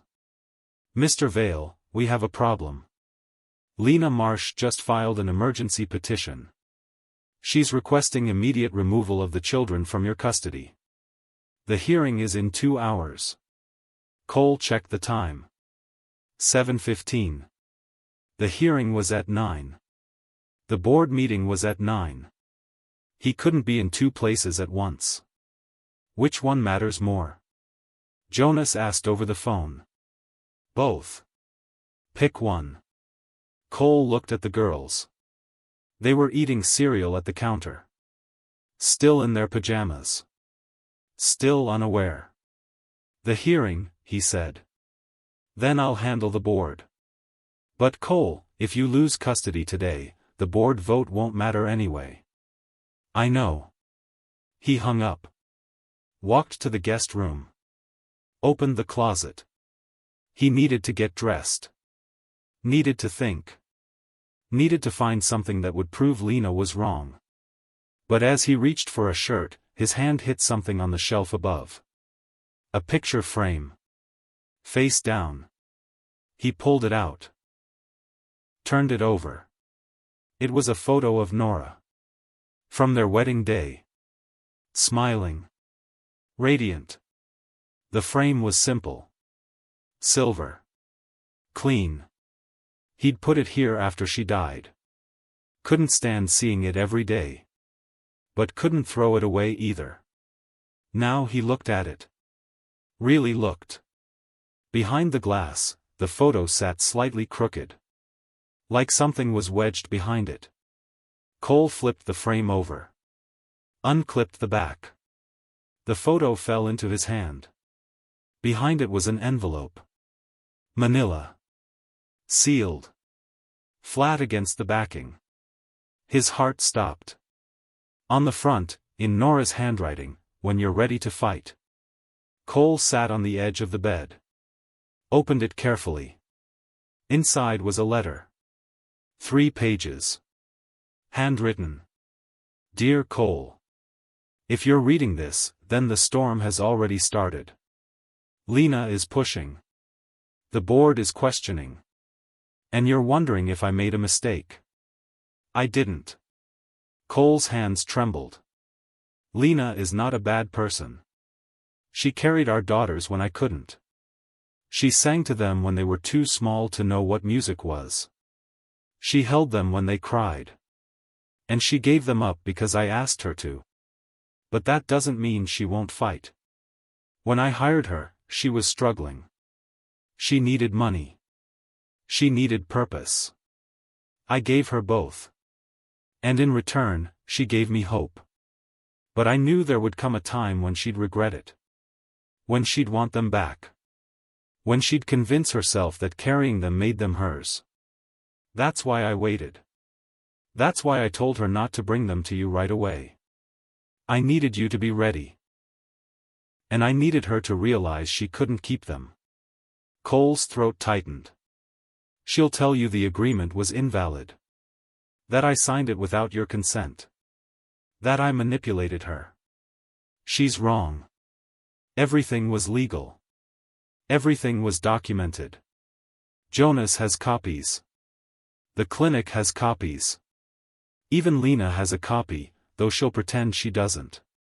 But here's what she won't tell you. She stayed in their lives longer than she was supposed to. She visited them. She brought them gifts. She called herself their mama because I let her.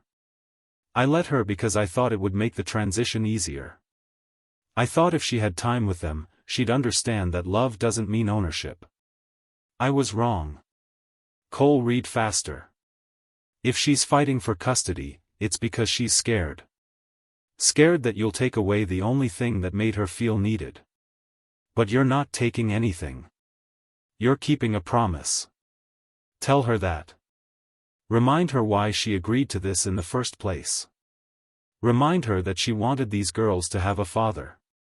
A real one. And if she still won't listen, show her this. Cole turned the page. Clipped to the back was a photocopy of a document. A signed agreement. Dated 4 years ago. At the top, voluntary relinquishment of parental rights. Lena's signature was at the bottom. Clear. Legible. Notarized.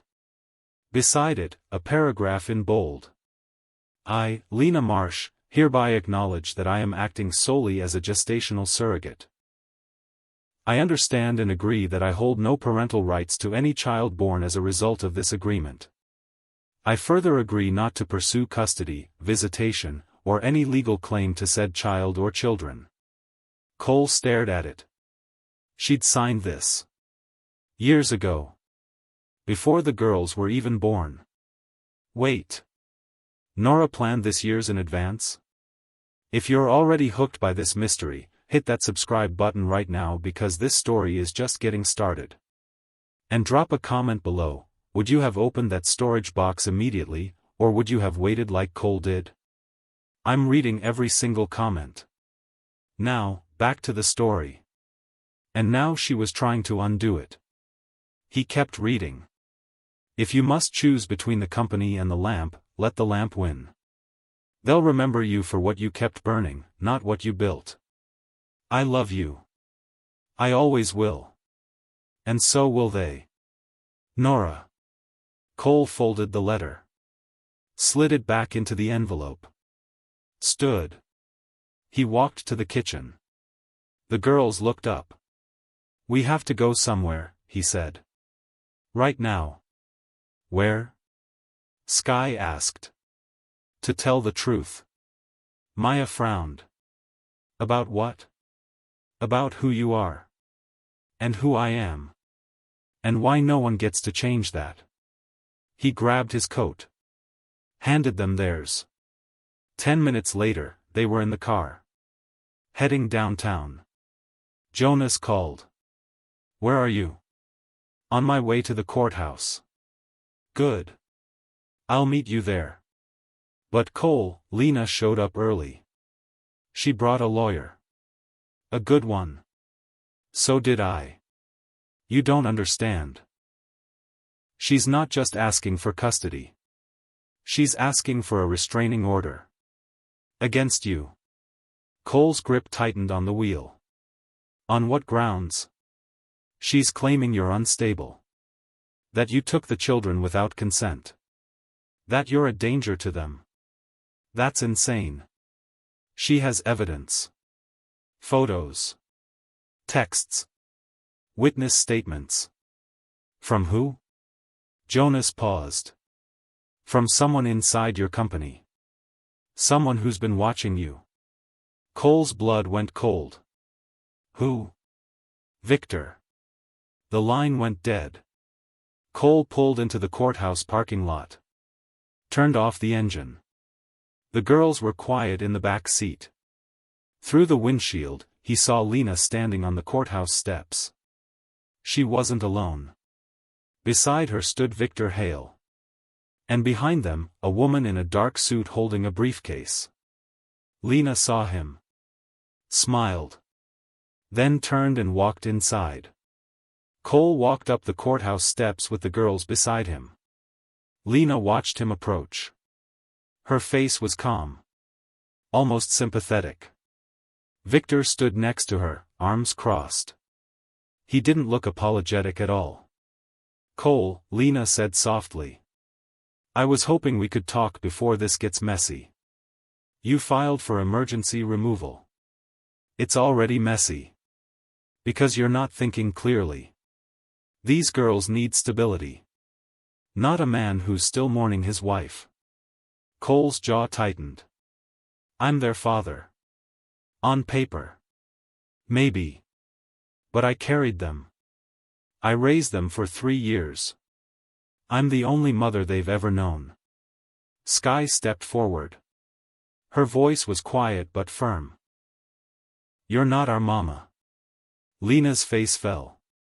Sky, honey, I know this is confusing. You left us at the shelter. Mama said you would. She said you'd try to take us back when you got scared. Lena blinked.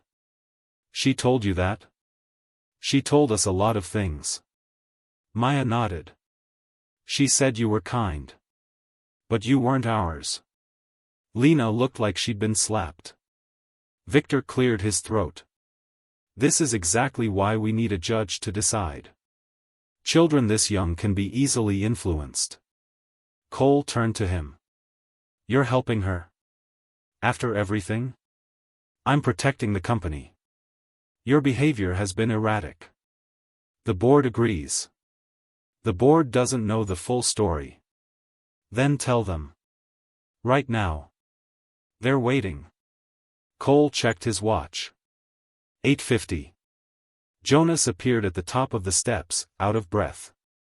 The hearing's been postponed. Judge got called to an emergency. We're rescheduled for this afternoon. Cole looked at Lena. Then at Victor. Then at Jonas. You planned this, Cole said to Victor.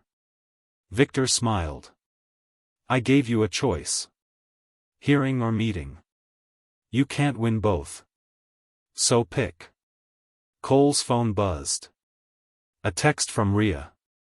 Get to the boardroom. I'm already here. Trust me. Cole looked down at the girls. Stay with Jonas. I'll be back in an hour. No, Sky said. We're coming with you. This isn't. Mama said we'd need to be there. She said it in her letter. Cole froze. What letter? Maya reached into her coat pocket. Pulled out a folded piece of paper. Worn at the edges. Like it had been read many times. She gave it to us before she sent us to you. It says to stay close when people try to pull you apart. Cole took the letter. Opened it. Dear Sky and Maya. If you're reading this, then someone is trying to separate you from your father. Don't let them. Stay close. Stay visible. Remind them that you're not a problem to be solved. You're children who need their dad. Love, Mama. Cole's throat burned. He looked at Jonas. Can they come? Jonas hesitated. Then nodded. It's unconventional. But it might help. They walked to the parking garage. Lena called after them. Cole, you're making a mistake. He didn't turn around. 15 minutes later, they arrived at Vale Industries headquarters. The building was glass and steel. Cold. Impressive. Cole hadn't been here in weeks.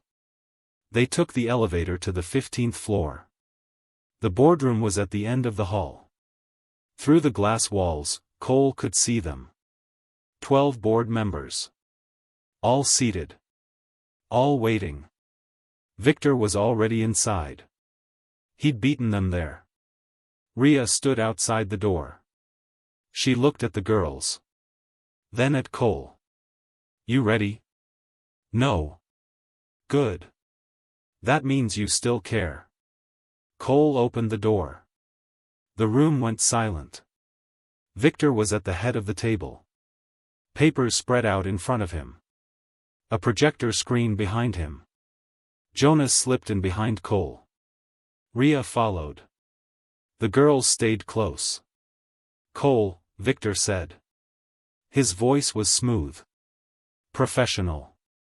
Thank you for joining us. Though I wasn't expecting guests. They're not guests. They're my daughters. One of the board members, a woman named Helena, leaned forward. Mr. Vale, this is highly irregular. So is calling an emergency vote to remove me. We're concerned about your judgment, Victor said. The last few days have raised serious questions. What questions? Victor clicked a button. The screen behind him lit up. Photos appeared. Cole leaving the cemetery with the girls. Cole at the shelter. Cole on the courthouse steps. You've been photographed with unidentified children. You've made no public statement. You've ignored multiple requests for clarification. And now we learn you're facing legal challenges regarding custody. Those challenges are baseless. Are they? Because from where we're sitting, it looks like a man in crisis making reckless decisions. Helena spoke again. Cole, we all loved Nora. We respect your grief. But this company needs leadership. Stable leadership. I am stable. Then explain this. Victor pulled out another document. Child Protective Services visited your home. Reporters are camped outside your building. And a woman claiming to be the biological mother of these children has filed for custody. How is any of that stable? Cole looked at the faces around the table. Some sympathetic. Most uncertain. I don't owe you my personal life, he said. But I'll give it to you anyway. He pulled the envelope from his coat. The one from behind the frame. Nora planned this. Before she died. She arranged a surrogacy. She used our embryos. These girls are mine. Biologically. Legally. In every way that matters. He placed the relinquishment agreement on the table. Lena Marsh signed away her parental rights 4 years ago. She's trying to undo that now because she regrets her choice. But her regret doesn't change the law. Helena picked up the document. Read it. Passed it to the person next to her. Victor's smile faded. Even if that's true, it doesn't change the fact that you've been distracted. Unreliable. Unavailable. I've been a father. You've been absent. I've been present. For the first time in 2 years. Jonas stepped forward. He set a laptop on the table. Before you vote, there's something you need to see. Victor stood. This is out of order. Sit down, Victor. Helena's voice was sharp. We'll decide what's in order. Jonas opened the laptop. Clicked a file. Nora's face appeared on the screen. The room went still. Her voice filled the space. Warm. Clear. Alive. If you're watching this, then Cole is probably standing in front of you, trying to explain something that doesn't make sense. Several board members leaned forward. I know how this looks. I know you're worried. But let me tell you something about the man I married. Nora's eyes were bright. Certain. He built this company because he wanted to create something that lasted. Something that mattered. But he forgot that companies don't last. People do. Love does. Promises do. She paused. I'm asking you to give him time. Time to be a father. Time to keep the promise I couldn't keep myself. Because if you take this company from him now, you're not protecting anything. You're just punishing him for choosing his children over your comfort. The screen went dark. No one spoke. Helena looked at Victor. Then at Cole. I'd like to call for a vote, she said. Victor opened his mouth. Closed it. Sat down. All in favor of removing Cole Vale as CEO, raise your hand. 2 hands went up. Then lowered. All opposed. 10 hands rose. Helena nodded. Motion denied. Cole remained CEO. Victor's face went red. He stood. Grabbed his papers. Walked out without a word. The room exhaled. Cole looked at the girls. They were holding hands. Watching him. Meeting adjourned, Helena said. She stood. Walked over to Cole. Extended her hand. Don't make us regret this. He shook it. I won't. She looked at Sky and Maya. Welcome to the chaos. Then she left. Jonas closed the laptop. Rhea smiled. Well, Rhea said. That went better than expected. Cole's phone buzzed. A text from an unknown number. You won the board. But you won't win the hearing. See you at 2. Below it, a photo. The courthouse. Empty steps. And standing at the top, barely visible in the shadow of the doorway, was Lena. Holding a briefcase. And smiling. Cole stood outside the courthouse at 1:30. The cameras were back. More than before. Reporters lined the steps. Microphones pointed at him like weapons. Jonas touched his arm. You don't have to do this. Yes, I do. The girls stood behind him. Sky held his hand. Maya held Sky's. Ready? He asked them. They nodded. Cole stepped forward. The cameras surged closer. I'm going to make one statement, he said. His voice carried over the noise. Then I'm going inside. The crowd quieted.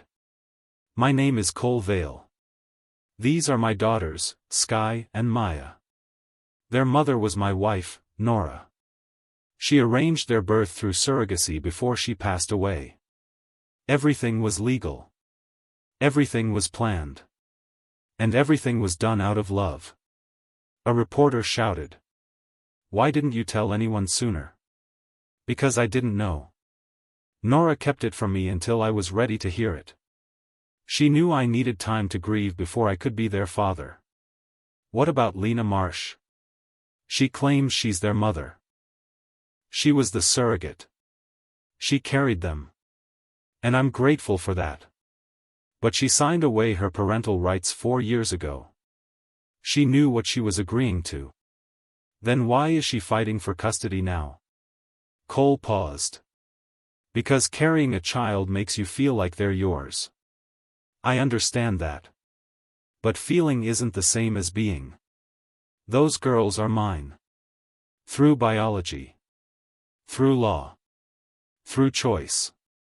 Another voice called out. What if the judge disagrees? Cole looked directly at the camera. Then I'll appeal. And I'll keep appealing. Because I'm not giving up on my daughters. He turned to walk inside. Mr. Vale. A woman's voice stopped him. What would Nora say if she were here? Cole turned back. His throat tightened. She'd say I'm late. But I'm here now. And that's what matters. He walked up the steps. The girls followed. Jonas and Rhea flanked them. Inside, the courthouse was cold. Quiet. Their footsteps echoed on the marble floor. The courtroom was on the second floor. Small. Plain. Wooden benches. A single judge's bench at the front. Lena was already seated. Her lawyer beside her. A woman in her 40s with sharp eyes and a sharper suit. Cole sat on the opposite side. The girls between him and Jonas. The bailiff stood. All rise. The Honorable Judge Patricia Keene presiding. Everyone stood. Judge Keene entered. She was older. Gray hair pulled back. Glasses perched on her nose. She sat. Everyone else sat. This is a custody hearing, she said. Case of Marsh vs. Vale. Ms. Marsh, you're petitioning for full custody of the minors Sky and Maya Vale. Is that correct? Lena's lawyer stood. Yes, Your Honor. And Mr. Vale, you're opposing this petition. Jonas stood. Yes, Your Honor. Mr. Vale is the biological father and has been acting as primary guardian since the children were placed in his care. Placed by whom? By Ms. Marsh herself. 2 weeks ago. Judge Keene looked at Lena. Is that true? Lena stood. Yes. But I didn't intend for it to be permanent. I thought he'd help temporarily. Then return them to me. Did you have that agreement in writing? No. But. Then why are we here? Lena's lawyer stepped in. Your Honor, my client was the gestational surrogate for these children. She carried them for 9 months. She cared for them for 3 years after birth. She has established a bond with them that cannot be ignored. And Mr. Vale? Jonas placed the relinquishment agreement on the table. Ms. Marsh voluntarily relinquished all parental rights before the children were born. This document is notarized and legally binding. Lena's lawyer picked it up. Scanned it. Her face tightened. Your Honor, my client was under duress when she signed this. She was financially vulnerable. She was manipulated. By whom? By Nora Vale. The deceased wife of Mr. Vale. A murmur rippled through the courtroom. Judge Keene raised a hand. Enough. Ms. Marsh, did Nora Vale threaten you? No, but... Did she coerce you? She made me feel like I had no choice. Did you have legal representation when you signed? Lena hesitated. Yes. And did your lawyer advise you not to sign? He said it was my decision. Judge Keene leaned back. So you made a choice. A legal choice. Witnessed and notarized. And now you regret it. I didn't understand what I was giving up. You gave up children who were never yours to keep. That was the arrangement. Lena's eyes filled with tears. But I love them. I'm sure you do. But love doesn't override law. Judge Keene looked at Cole. Mr. Vale, do you have proof of paternity? DNA results will be available next week. But I have the surrogacy agreement, the birth certificates, and the relinquishment document. All listing me as the father. And what about the children's wishes? Jonas stood. Your Honor, if I may, the children are here. They can speak for themselves. Judge Keene nodded. I'd like to hear from them. Individually. In chambers. Lena's lawyer stood. Your Honor, these children are 7 years old. They can be easily influenced. They're old enough to express preference. Bailiff, bring Sky first. The bailiff gestured. Sky stood. Walked through the side door with the judge. The courtroom waited in silence. 5 minutes passed. Then 10. Finally, the door opened. Sky came back. Her face was calm. She sat down beside Cole. Whispered, "She's nice." "Maya," the judge called. Maya stood. Walked through the same door. Cole's hands were shaking. He gripped the edge of the table. Jonas leaned close. "They'll be fine." "What if they're not?" "Then we fight harder." The door opened again. Maya came back. She was smiling. Judge Keene followed her out. Sat at the bench. "I've heard from both children. They were clear and consistent. They want to stay with Mr. Vale." Lena stood.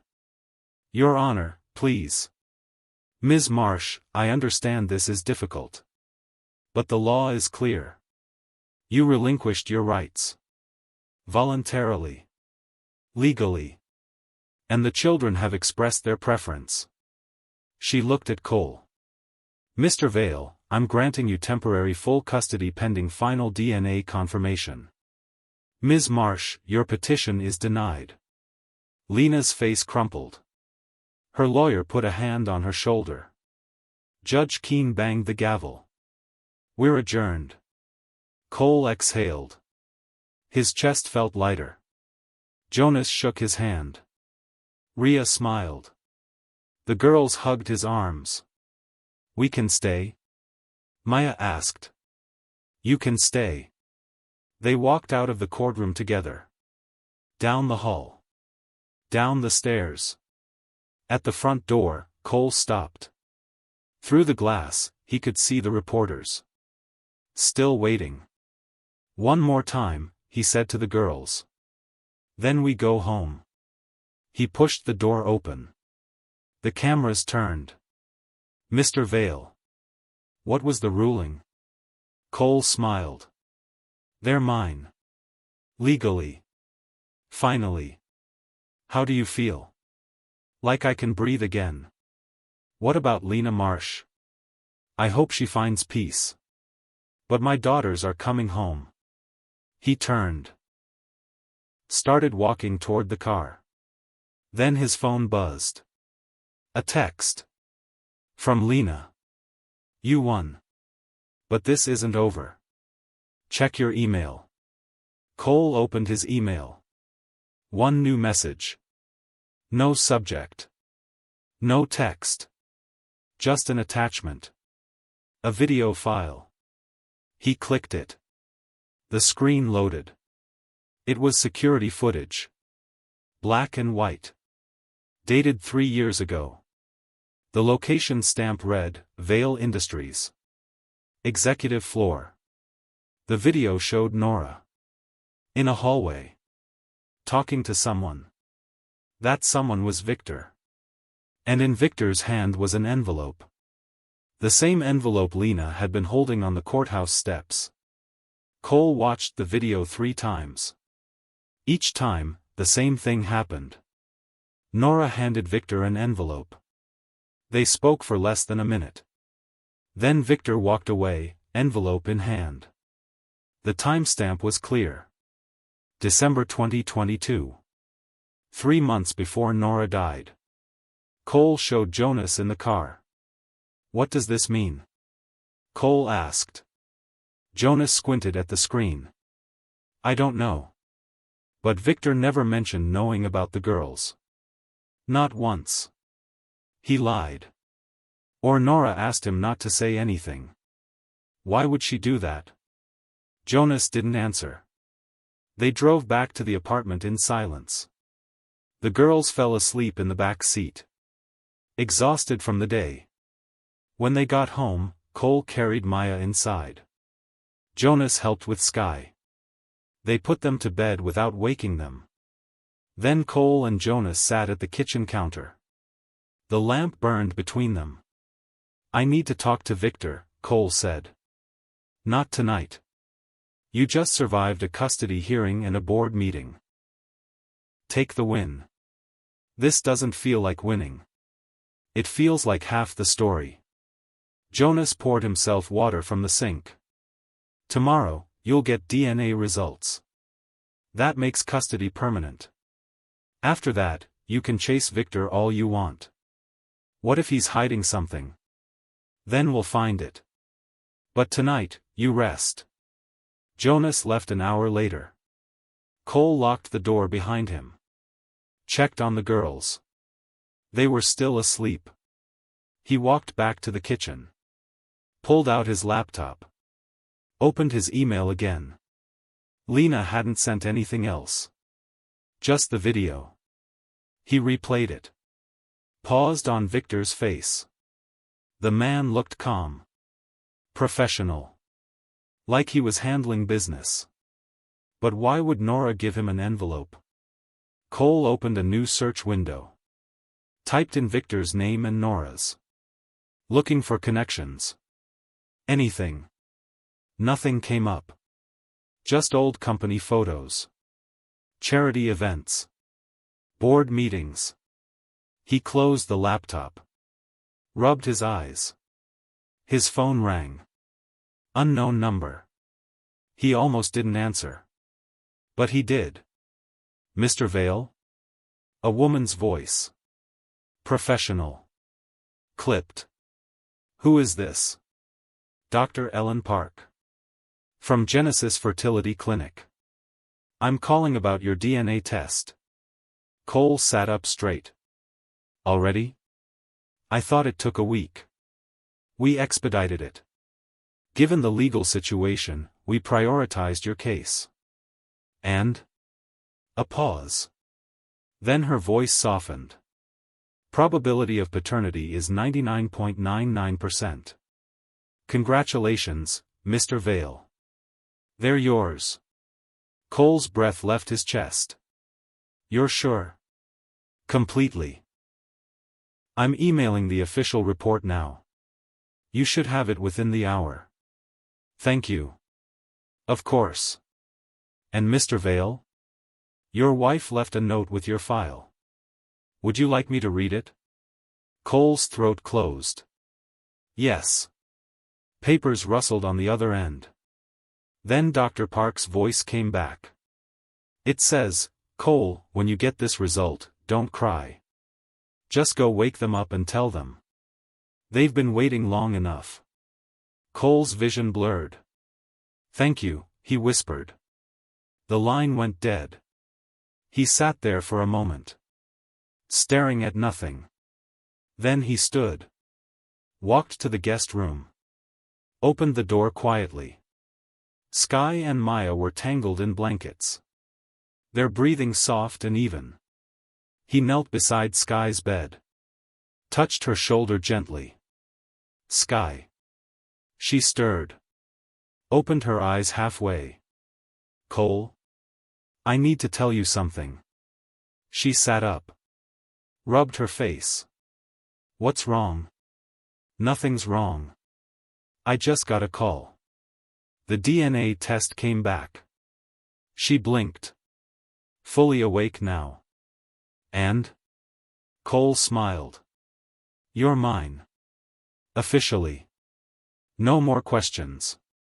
No more tests. You and Maya are my daughters. Sky stared at him.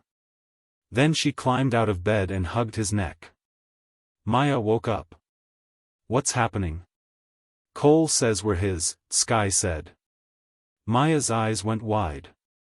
Really? Cole nodded. Really? She scrambled out of bed. Joined the hug. They stayed like that for a long time. Wrapped together in the dark. When they finally let go, Maya looked up at him. Does this mean no one can take us away? No one. Promise? Promise. Sky wiped her eyes. Mama knew. She said you'd tell us when it was time. Cole's chest ached. She was right. They climbed back into bed. He tucked them in. Turned off the light. Cole? Maya's voice was small. Yeah? Can we call you Dad now? He stopped. Turned back. You want to? If that's okay. His throat burned. That's more than okay. Okay. Good night, Dad. Good night. He closed the door. Stood in the hallway. Let the words sink in. Dad. He walked back to the kitchen. Sat at the counter. The email from Dr. Park had arrived. He opened it. Read the report. Printed it. Filed it in the folder Jonas had given him. Everything was official now. Legal. Final. But the video still sat on his phone. Unanswered. He opened it one more time. Watched Nora hand Victor the envelope. Then his phone buzzed. A text from Victor. We need to talk. Tonight. Your office. Come alone. Cole stared at the message. Another text came through.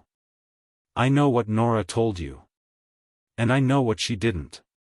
If you want the truth, you'll come. Cole's hands tightened around the phone.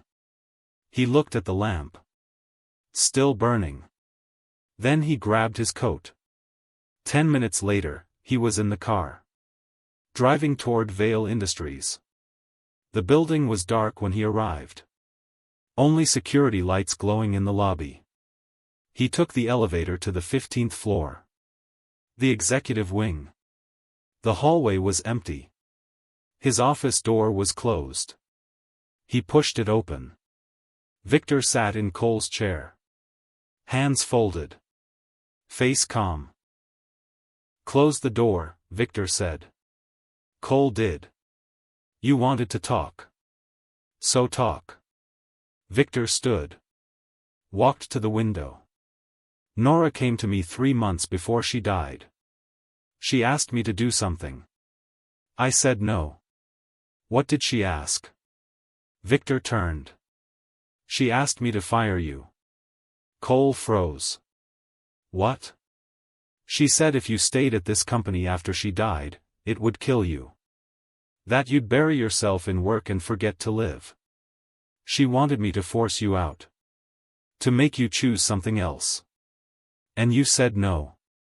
I said I wouldn't destroy your career just because she was dying. Cole's jaw clenched. So what was in the envelope? Victor reached into his jacket. Pulled out a folded paper. Handed it to Cole. Cole opened it. It was a resignation letter. Typed.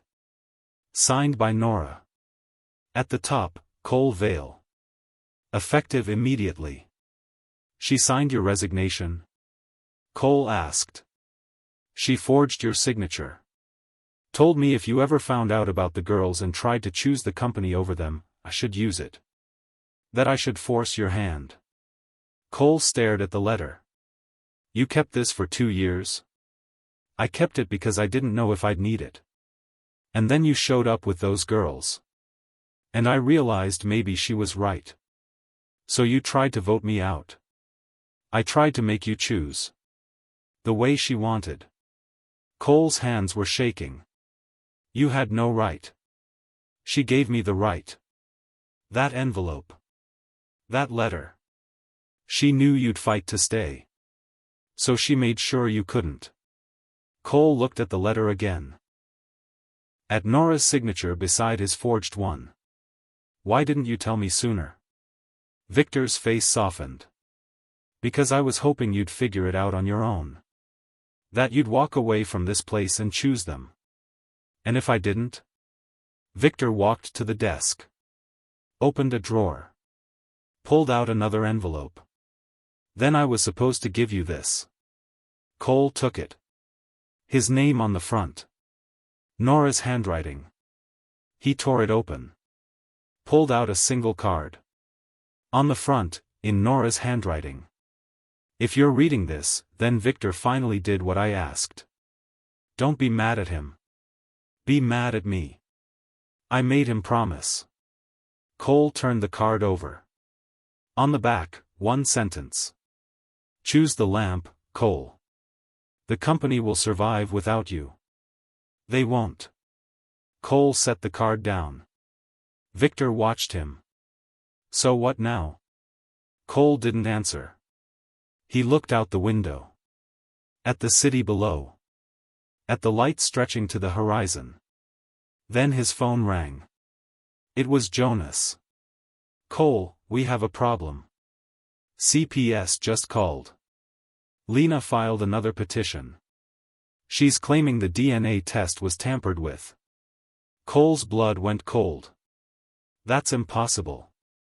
She says she has proof. A whistleblower from the clinic. Someone who says Nora paid them to falsify the results. That's insane. Maybe. But there's a hearing tomorrow morning. 8 a.m. If the judge orders a retest, everything gets put on hold. Cole hung up. Victor was staring at him. What's wrong? Cole's jaw clenched. Lena's not done fighting. Cole didn't go home that night. He stayed at the office. Made calls. Talked to Jonas. Talked to Dr. Park. Verified every step of the DNA test. Every signature. Every seal. Nothing was wrong. Nothing was tampered with. The test was clean. But Lena was still pushing. By 6 in the morning, Jonas had filed a countermotion. By 7, they had statements from the clinic. By 7:30, Cole was too angry to think straight. Then Rhea called. Stop, she said. Stop what? Stop reacting. Start leading. What does that mean? It means you have a company meeting in 30 minutes. You were supposed to announce something today. Remember? Cole had forgotten. The quarterly meeting. The one where he was supposed to present the new initiative. The one Nora had started planning before she got too sick to finish. I can't do that today. Yes, you can. Because if you don't, they win. Lena. Victor. Everyone who thinks you're falling apart. You show them you're still standing. Cole closed his eyes. I don't know if I can. Then fake it. That's what leadership is half the time anyway. She hung up. Cole looked at the clock. 8 minutes until the meeting. He grabbed his jacket. Walked to the conference room. The board was already there. 30 people. Some he knew. Some he'd never met. Helena sat at the front. She nodded when he walked in. We're ready when you are, she said. Cole stood at the head of the table. No notes. No slides. Just him. 2 years ago, my wife died. Most of you knew her. Some of you worked with her. All of you saw what she built. The room was quiet. She spent her life asking one question. Who gets left behind?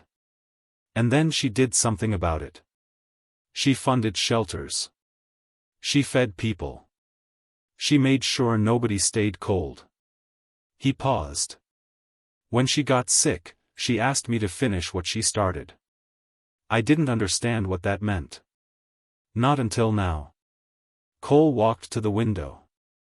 Looked out at the city. I'm announcing a new department today. The Vale Initiative. It's going to fund shelters across the state. Starting with the one where my daughters stayed before they came home. A murmur went through the room. Rhea Stanton will run it.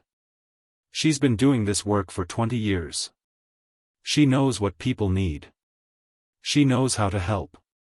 Helena leaned forward. What's the budget? 10 million. First year. More if it works. Someone gasped. Someone else whispered. That's a significant commitment, Helena said. It's the right commitment. And if the board disagrees? Cole turned. Looked her in the eye. Then I'll fund it myself. But I'm hoping you won't make me. Helena smiled. I won't. Anyone opposed? Silence. Then it's approved. Welcome to the team, Miss Stanton. Rhea stood from the back of the room. Cole hadn't even seen her come in. She walked to the front. Dry smile on her face. "Titles don't warm hands," she said. "But budgets help. Let's get to work." The room laughed. Some of them wiped their eyes. Helena stood. Shook Rhea's hand. Then Cole's. "This is what we needed," she said quietly. "Thank you." Cole nodded. But he felt empty. Like he'd given a speech that didn't belong to him. After the meeting, Rhea pulled him aside. "You did good. Doesn't feel like it. That's because you're scared. But you showed up anyway. That's all anyone can do." His phone buzzed. "Jonas. Hearings in 10 minutes. Get to the courthouse." Cole looked at Rhea. "I have to go." "I know. Go finish this." He ran to the parking garage. Drove faster than he should have. Got to the courthouse at 8:07. Jonas was waiting outside. "Did we win?" Cole asked. "Judge wants to hear from the clinic directly. Dr. Park is on video call." They walked inside. Up the stairs. Into the same courtroom as yesterday. Lena was there. Same lawyer. Same face. But something was different. She looked tired. Judge Keene entered. Everyone stood. "Saturday. This is a motion to retest DNA," the judge said. "Ms. Marsh, you claim the original test was compromised. What's your evidence?" Lena's lawyer stood. "Your Honor, we have a statement from a former clinic employee who claims Mrs. Vale made irregular payments to staff shortly before her death. Do you have this person here to testify?" "No, Your Honor. But we have the statement in writing." Judge Keene frowned. "Hearsay isn't evidence. It's enough to raise doubt." "Not in my courtroom." Judge Keene looked at the screen. "Dr. Park, you're under oath. Was there any irregularity in the DNA test conducted for Cole Vale?" Dr. Park's face appeared on the monitor. Calm. Professional. "None. The test was conducted by 2 independent labs. Both returned identical results. Chain of custody was maintained throughout. And the payments Mrs. Vale allegedly made? She donated to our research fund. Publicly. It's all documented. There was nothing irregular about it." Judge Keene looked at Lena. "Ms. Marsh, this motion is frivolous. I'm denying it. And I'm warning you. If you file another baseless petition, I'll hold you in contempt." Lena's face crumpled. "But Your Honor. We're done here." The gavel came down. Cole exhaled. Jonas clapped his shoulder. They walked out together. In the hallway, Lena was waiting. "Cole," she said. Her voice was broken. "Please." He stopped. "I'm sorry," she whispered. I can't let them go." "You have to. They're all I have left of her." Cole's chest tightened. "They're not hers. They're mine. And they're theirs. They don't belong to anyone's grief." Lena wiped her eyes. "She told me you'd say that." "Nora?" Lena nodded. "She said if I ever tried to take them back, you'd fight. And you'd win. Because you'd know what she knew." "What's that?" "That love isn't holding on. It's letting go when you have to." Lena walked away. Down the hall. Out the door. Cole watched her leave. Jonas touched his arm. "It's over." "Yeah." They walked outside. The sun was bright. Too bright. Cole's phone buzzed.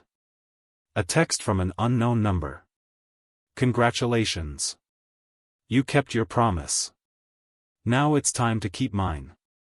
Check your mailbox at home. N. Cole stared at the screen. What is it? Jonas asked. Cole didn't answer. Because Nora had been dead for 2 years. And she'd just sent him a text. Cole drove straight home. Jonas called twice. He didn't answer. The text was still on his screen. Check your mailbox at home. N. It didn't make sense. Nora was gone. She couldn't send texts. Unless she'd scheduled it. Set it to send on a specific date. 2 years in advance. That was exactly the kind of thing she'd do. He pulled into the garage. Took the elevator up. Opened the door. The girls were in the kitchen with Rhea. Making sandwiches. Laughing about something. Dad. Maya ran over. Hugged him. Did you win? We won. Sky smiled. So no more court? No more court. Rhea wiped her hands on a towel. They ate breakfast. Did homework. We're about to watch a movie. Cole nodded. Thank you. Anytime. Rhea grabbed her bag. Call if you need me. She left. Cole walked to the mailbox by the door. The one inside the apartment. The one where the building left packages and letters. Inside was a single envelope. Cream-colored. Sealed. His name on the front. Nora's handwriting. He opened it carefully. Inside was a short note. And a key. The note said, Cole, if you're reading this, then it's been 2 years. The girls are with you. The lamp is still on. And you're wondering what comes next. What comes next is this: you take them to my grave. You bring fresh lilies. And you say goodbye. Not to me. To the version of yourself that couldn't let go. The key is for a safety deposit box. Bank of America. Downtown branch. Box 447. Inside is everything you'll need for their future. College funds. Medical records. Letters for their birthdays. I wrote them all. But don't open it today. Open it when they ask about me. When they want to know who I was. Then you'll have something to show them. I love you. I always will. Now go live. Nora. Cole folded the note. Put it in his pocket. Held the key. He walked to the kitchen. The girls looked up. Want to go somewhere? He asked. Where? Sky asked. To see your mom. They understood immediately. Grabbed their coats. Followed him out. 20 minutes later, they were at the cemetery. The air was warmer now. Winter was fading. The trees had small buds starting to form. Cole stopped at the flower shop by the gate. Bought fresh lilies. White ones. The kind Nora loved. Then they walked to her grave. The stone was clean. Someone had been maintaining it. Probably the groundskeeper. Cole knelt. Set the flowers down. The girls knelt beside him. For a long time, no one spoke. Then Sky reached out. Touched the stone gently. It's not as cold as before, she said. Maya touched it too. It's warmer. Cole nodded. Winter's ending. Sky looked at him. Does that mean we did it? What Mama wanted? What do you think? I think she knew we'd be okay. Maya rested her head on Cole's shoulder. I wish we could have met her. You did. Just not the way most people do. What do you mean? You met her through me. Through the lamp. Through every choice she made before you were born. She's in all of that. Sky smiled. Then we know her. Cole pulled out the photo. The one from the grocery bag. Him and Nora by the lake. He set it against the stone. Then he pulled out a piece of paper. Wrote something quickly. Folded it. Left it beside the photo. The light is on, Nora. Always. They stood together. Looked at the grave one more time. Ready to go home? Cole asked. The girls nodded. They walked back to the car. Slow. Quiet. But not sad. On the drive back, Maya asked, "Can we come back?" "Whenever you want." "Good. I want to bring her drawings. So she knows we're okay." Cole's throat tightened. She'd like that. When they got home, the apartment felt different. Lighter. Like something heavy had finally lifted. Sky and Maya went to their room. Cole walked to the kitchen. Turned on the lamp. It glowed the same as always. Warm. Steady. He sat at the counter. Pulled out his phone. Looked at the text again. "Check your mailbox at home. N." Then he noticed something. The timestamp. The message had been sent exactly 2 years after Nora's death. To the minute. She'd planned it. All of it. Even this final message. He smiled. Shook his head. "You really thought of everything," he whispered. Then his phone buzzed. A new message. From the same number. "One more thing. Under the couch cushion in the living room. Left side. I hid something there the week before I died. You'll know what to do with it." Cole stood. Walked to the couch. Lifted the left cushion. There was something tucked into the fabric. A small box. Wrapped in tissue paper. He pulled it out. Unwrapped it carefully. Inside was a ring. Simple. Silver. A woman's ring. And a note. "For Sky. When she's older. It was my mother's. Now it's hers." Cole stared at it. Then his phone buzzed again. "And Cole?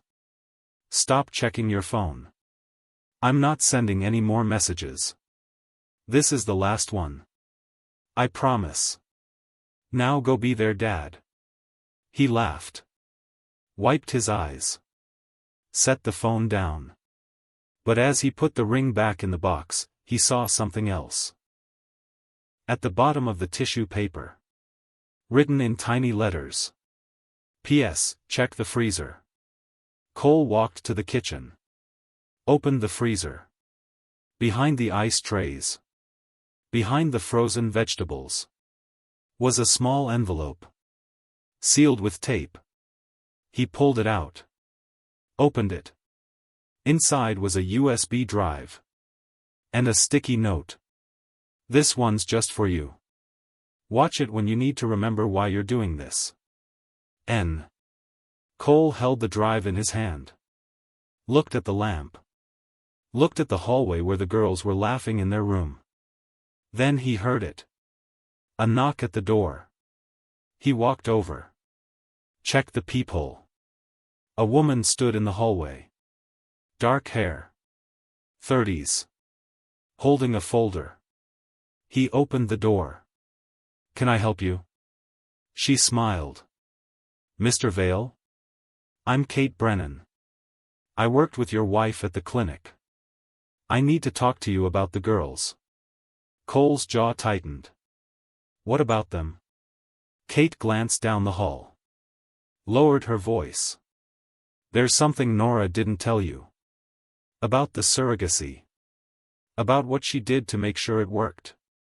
"What are you talking about?" Kate opened the folder. Pulled out a medical record. Handed it to him. Cole scanned it. His blood went cold. At the top, genetic modification authorization form. Below that, patient, Nora Vale. Procedure, CRISPR gene editing. His hand started shaking. What is this? Kate's face was serious. Your daughters aren't just yours, Mr. Vale. They're different. And someone's been looking for them. Cole stared at the woman in his doorway. I think you have the wrong person, he said. Kate shook her head. I don't. I work directly with Nora. I was there when. When what? She looked past him. Into the apartment. Are the girls here? That's none of your business. Mr. Vale, please. I'm not here to cause trouble. I'm here to help. Nora asked me to check on them. 2 years after everything. Cole's jaw tightened. Nora's been gone 2 years. Why show up now? Because that's when she told me to. She was very specific. Cole looked at the folder in her hands. Then at her face. She didn't look threatening. Just tired. Worried. What did she ask you to do? Make sure they're healthy. Make sure they're growing normally. Make sure.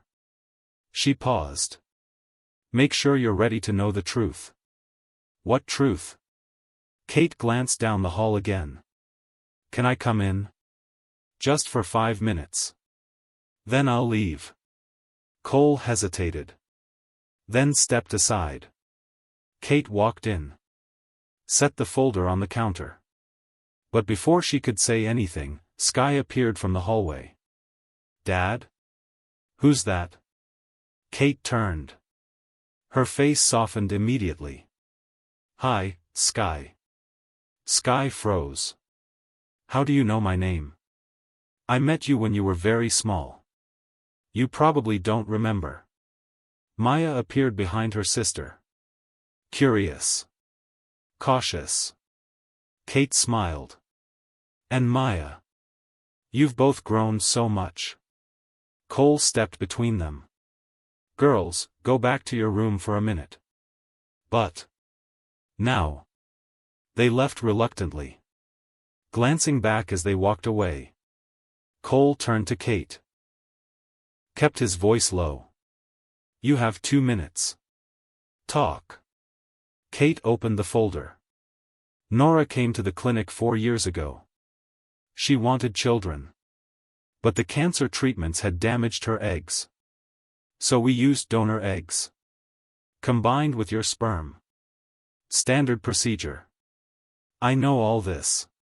But what you don't know is that Nora requested something extra. Something most patients never ask for. Cole's pulse quickened. What? Genetic screening. She wanted to make sure the embryos didn't carry any predisposition for the illness that killed her. She wanted to protect them. Cole exhaled. That's it? That's what you came here to tell me? That's the legal part. The part that's in the medical records. Kate pulled out another document. But there's more. Nora also paid for extended health monitoring. Blood work. Development tracking. She set up a fund to cover their medical care until they're 18. All of it anonymous. All of it managed through the clinic. She handed him a bank statement. Cole scanned it. The numbers were staggering. She left them this much. She wanted to make sure they'd never have to worry. About doctors. About treatments. About anything. Cole looked at the hallway. At the closed door where the girls were probably listening. Why didn't Jonas tell me about this? Because he didn't know. Nora set it up separately. Through me. She said you'd find out when you needed to. Not before. Cole set the paper down. Is that everything? Kate hesitated. There's one more thing. She left instructions. If the girls ever get sick. If they ever need anything. I'm supposed to help. No questions asked. Why you? Because I promised her I would. Kate's eyes were wet. She was my friend. And she saved my career when no one else would. I owe her this. Cole didn't know what to say. Kate closed the folder. I'll check in once a year. Just to make sure everything's okay. You won't even know I'm here. But if you need me, call. She handed him a card. Then she walked to the door. Stopped. Turned back. She loved you. And she loved them. More than anything. Don't forget that. She left. Cole stood there. Holding the card. Staring at nothing. After a moment, the girls came back out. Is she gone? Maya asked. Yeah. What did she want? Cole smiled. Just to check on you. Make sure you're okay. Are we? You're perfect. The rest of the day passed quietly. They made dinner together. Pasta. Nora's recipe. The one she'd written in the margins of her soup notebook. After dinner, the girls did homework at the counter. Cole washed dishes. The lamp burned beside him. For the first time in 2 years, the apartment felt full. Not empty. Not waiting. Just full.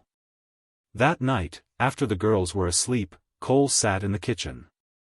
Alone. Quiet. He pulled out a notebook. One he'd bought weeks ago but never used.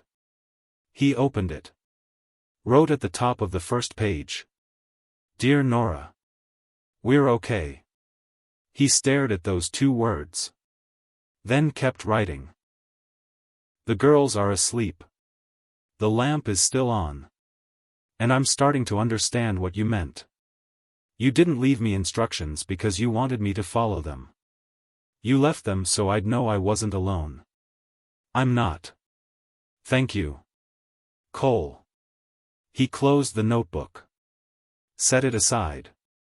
Then he walked through the apartment. Turned off every light except the kitchen lamp. It glowed steady. Warm. Unchanging. He paused at the girls' door. Listened to their breathing. Soft. Even. Safe. Then he went to his own room. Lay down. Closed his eyes. And for the first time in 2 years, he didn't dream about losing Nora. He dreamed about tomorrow. About breakfast with the girls. About school drop-off. About normal things. Small things. Things that used to feel too ordinary to matter. Now they were everything. The lamp stayed on through the night. Just like it always would. Because some lights aren't meant to go out. They're meant to guide people home. And that's exactly what it did. 3 weeks later, Victor resigned. No press conference. No explanation. Just a one-line email to the board, effective immediately, I'm stepping down. It's time. Cole read it twice. Then deleted it. Helena called an hour later. We're appointing someone new. Her name is Grace Torres. She worked with Nora on the shelter projects. She knows what matters. Good, Cole said. And Cole? Thank you. For not giving up. He hung up before she could say anything else. The news picked it up the next day. Small article. Page 6. Vale Industries chairman steps down after leadership dispute. No one cared much. The story had already moved on. By the end of the week, the cameras were gone from outside his building. The reporters stopped calling. The headlines shifted to other people's problems. Cole took the girls to school for the first time. A small private school 3 blocks from the apartment. Quiet. Safe. The kind of place where kids could just be kids. Maya held his hand the whole walk there. Sky walked ahead, pretending she didn't need help but glancing back every few steps. What if they don't like us? Maya asked. They'll like you.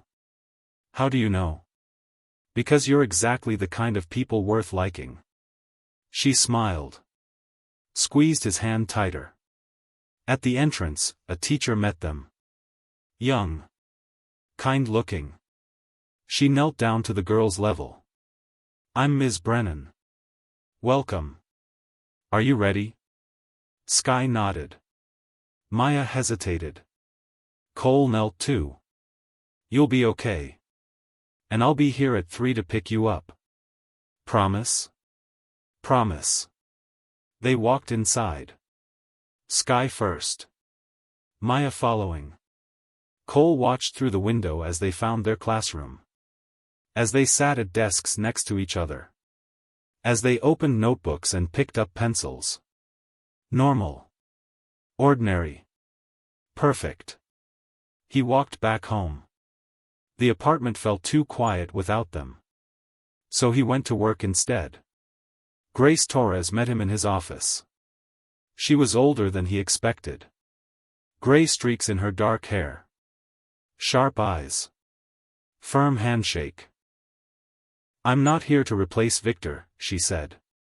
I'm here to make sure you don't forget what you started. The Vale Initiative? All of it. The shelters. The kids. The promise you made to Nora. Cole nodded. I'm not forgetting. Good. Because Rhea needs more funding. The first shelter's already full. We need 3 more by summer. Then build them. Grace smiled. I like working with people who don't waste time. Over the next month, the Vale Initiative expanded. 2 new shelters opened. Then a 3rd. Then a 4th. Rhea ran them all. She hired staff. Trained volunteers. Made sure no one stayed cold. The newspapers noticed. First a small piece. Then a bigger one. Then a profile in the Sunday paper, the billionaire who stayed human. Cole hated the headline. But he read the article anyway. It talked about Nora. About the girls. About the choice he made to keep the lamp burning instead of letting the company take over his life. The quote they used was from Rhea, he didn't save those girls. They saved him. Cole called her. Did you really say that? I did. Because it's true. He didn't argue. At home, the girls were thriving. Maya started drawing. Not just pictures. Stories. Long, detailed stories about people and places she'd never seen. She'd sit at the counter with her crayons and fill page after page. Then she'd explain each one to Cole like she was narrating a documentary. This one is about a woman who saved sea turtles. And this one is about a man who built houses out of old shipping containers. And this one is about... Where did you learn about all this? Cole asked. I just know. Mama used to tell stories like this. I remember. Cole looked at the drawings. They were good. Better than good. They had detail. Emotion. Purpose. You're just like her, he said. Maya smiled. I want to be. Sky was different. Quieter. But she noticed things. One morning, she saw a man sitting outside their building. No coat. Shivering. Dad, he looks cold. Cole stopped. Looked at the man. He does. Can we help him? What do you want to do? Sky thought about it. Give him a coat. And tell him where the shelter is. Cole smiled. Let's do that. They went back upstairs. Grabbed one of Cole's old coats. Walked back down. Gave it to the man. There's a place called Haven House, Sky said. 3 blocks that way. They'll help you. The man looked at her. Then at the coat. Then back at her. Thank you, he whispered. Sky nodded. Walked away. On the way back up, Cole said, that was good. What you did. Mama would have done it. She would have. Then I'll keep doing it. Someone has to check if people are cold.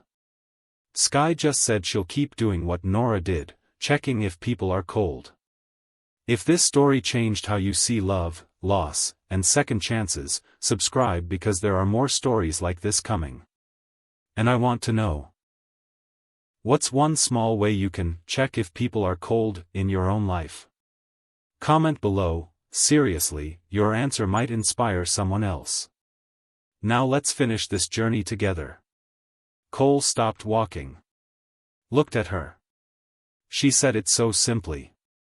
Like it was the most obvious thing in the world. And maybe it was. That night, he wrote in his notebook again. Dear Nora. The girls are becoming who you knew they'd be. Maya draws your stories. Sky checks if people are cold. They don't even realize they're doing it. It's just part of them now. You did that. You made sure they'd carry you forward. Not as grief. As mission.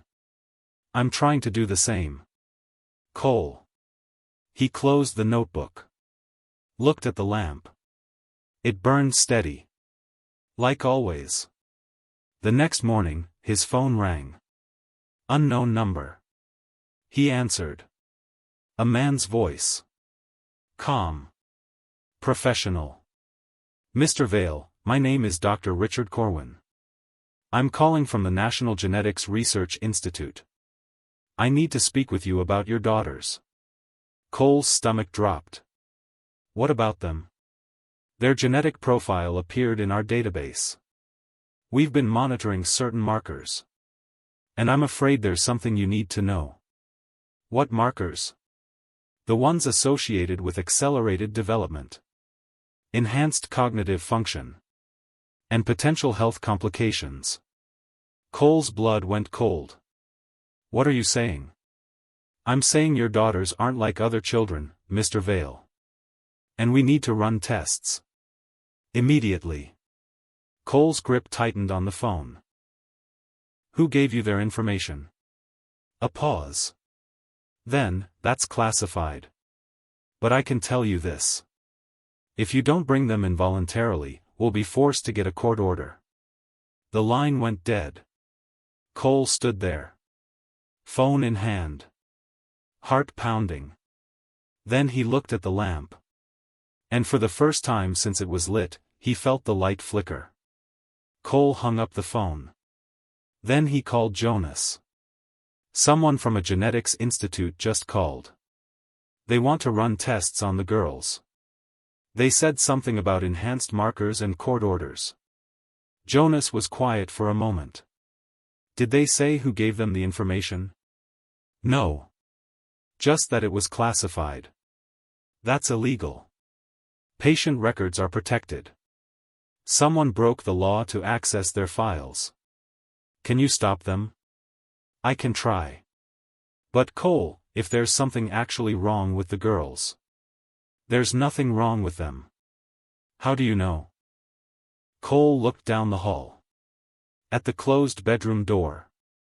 At the light spilling underneath. Because I see them every day. They're healthy.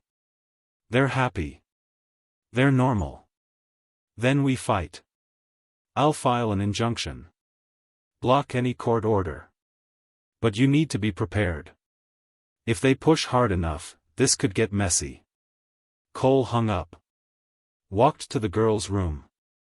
Opened the door quietly. They were asleep. Tangled in blankets. Breathing soft and steady. He watched them for a long time. Looking for signs. Looking for anything that seemed different. Wrong. Dangerous. But all he saw were two kids. His kids. He closed the door. Walked back to the kitchen. Sat under the lamp. His phone buzzed. A text from Kate Brennan. The woman from the clinic. I heard about the call. Don't panic. Call me. He dialed her number. She answered immediately. They can't touch the girls. How do you know? Because Nora sealed their records. Permanently. The only way anyone could access them is through illegal means. And if they did, we can prove it. Who would do that? Kate hesitated. Someone who knew what Nora did.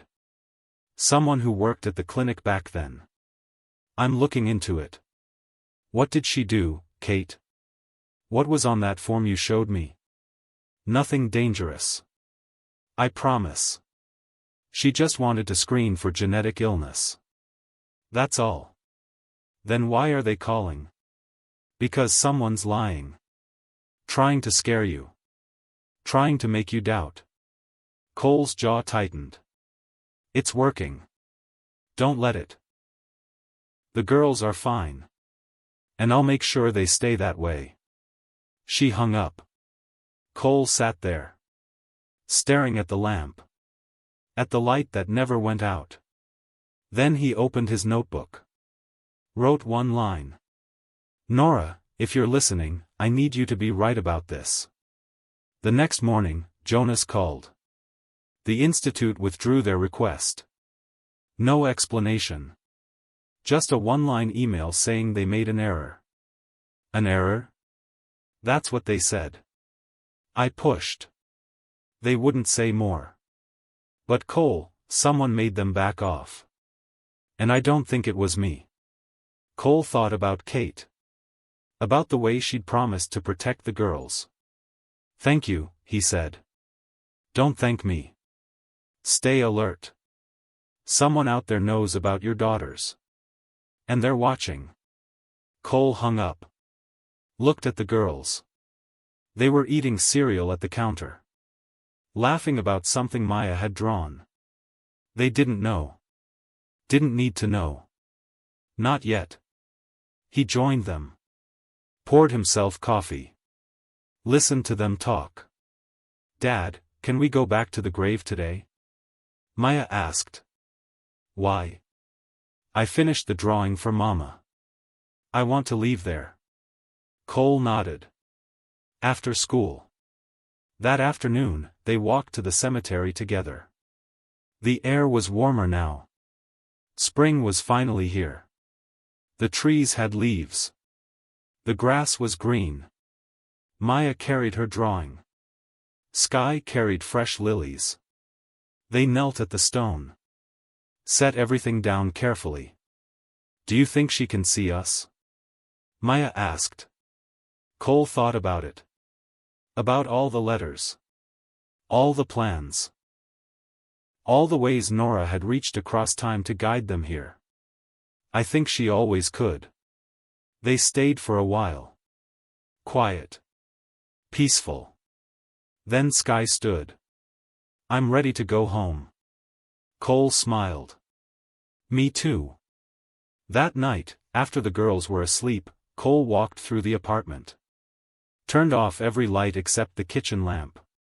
He paused at the door. Looked out at the city.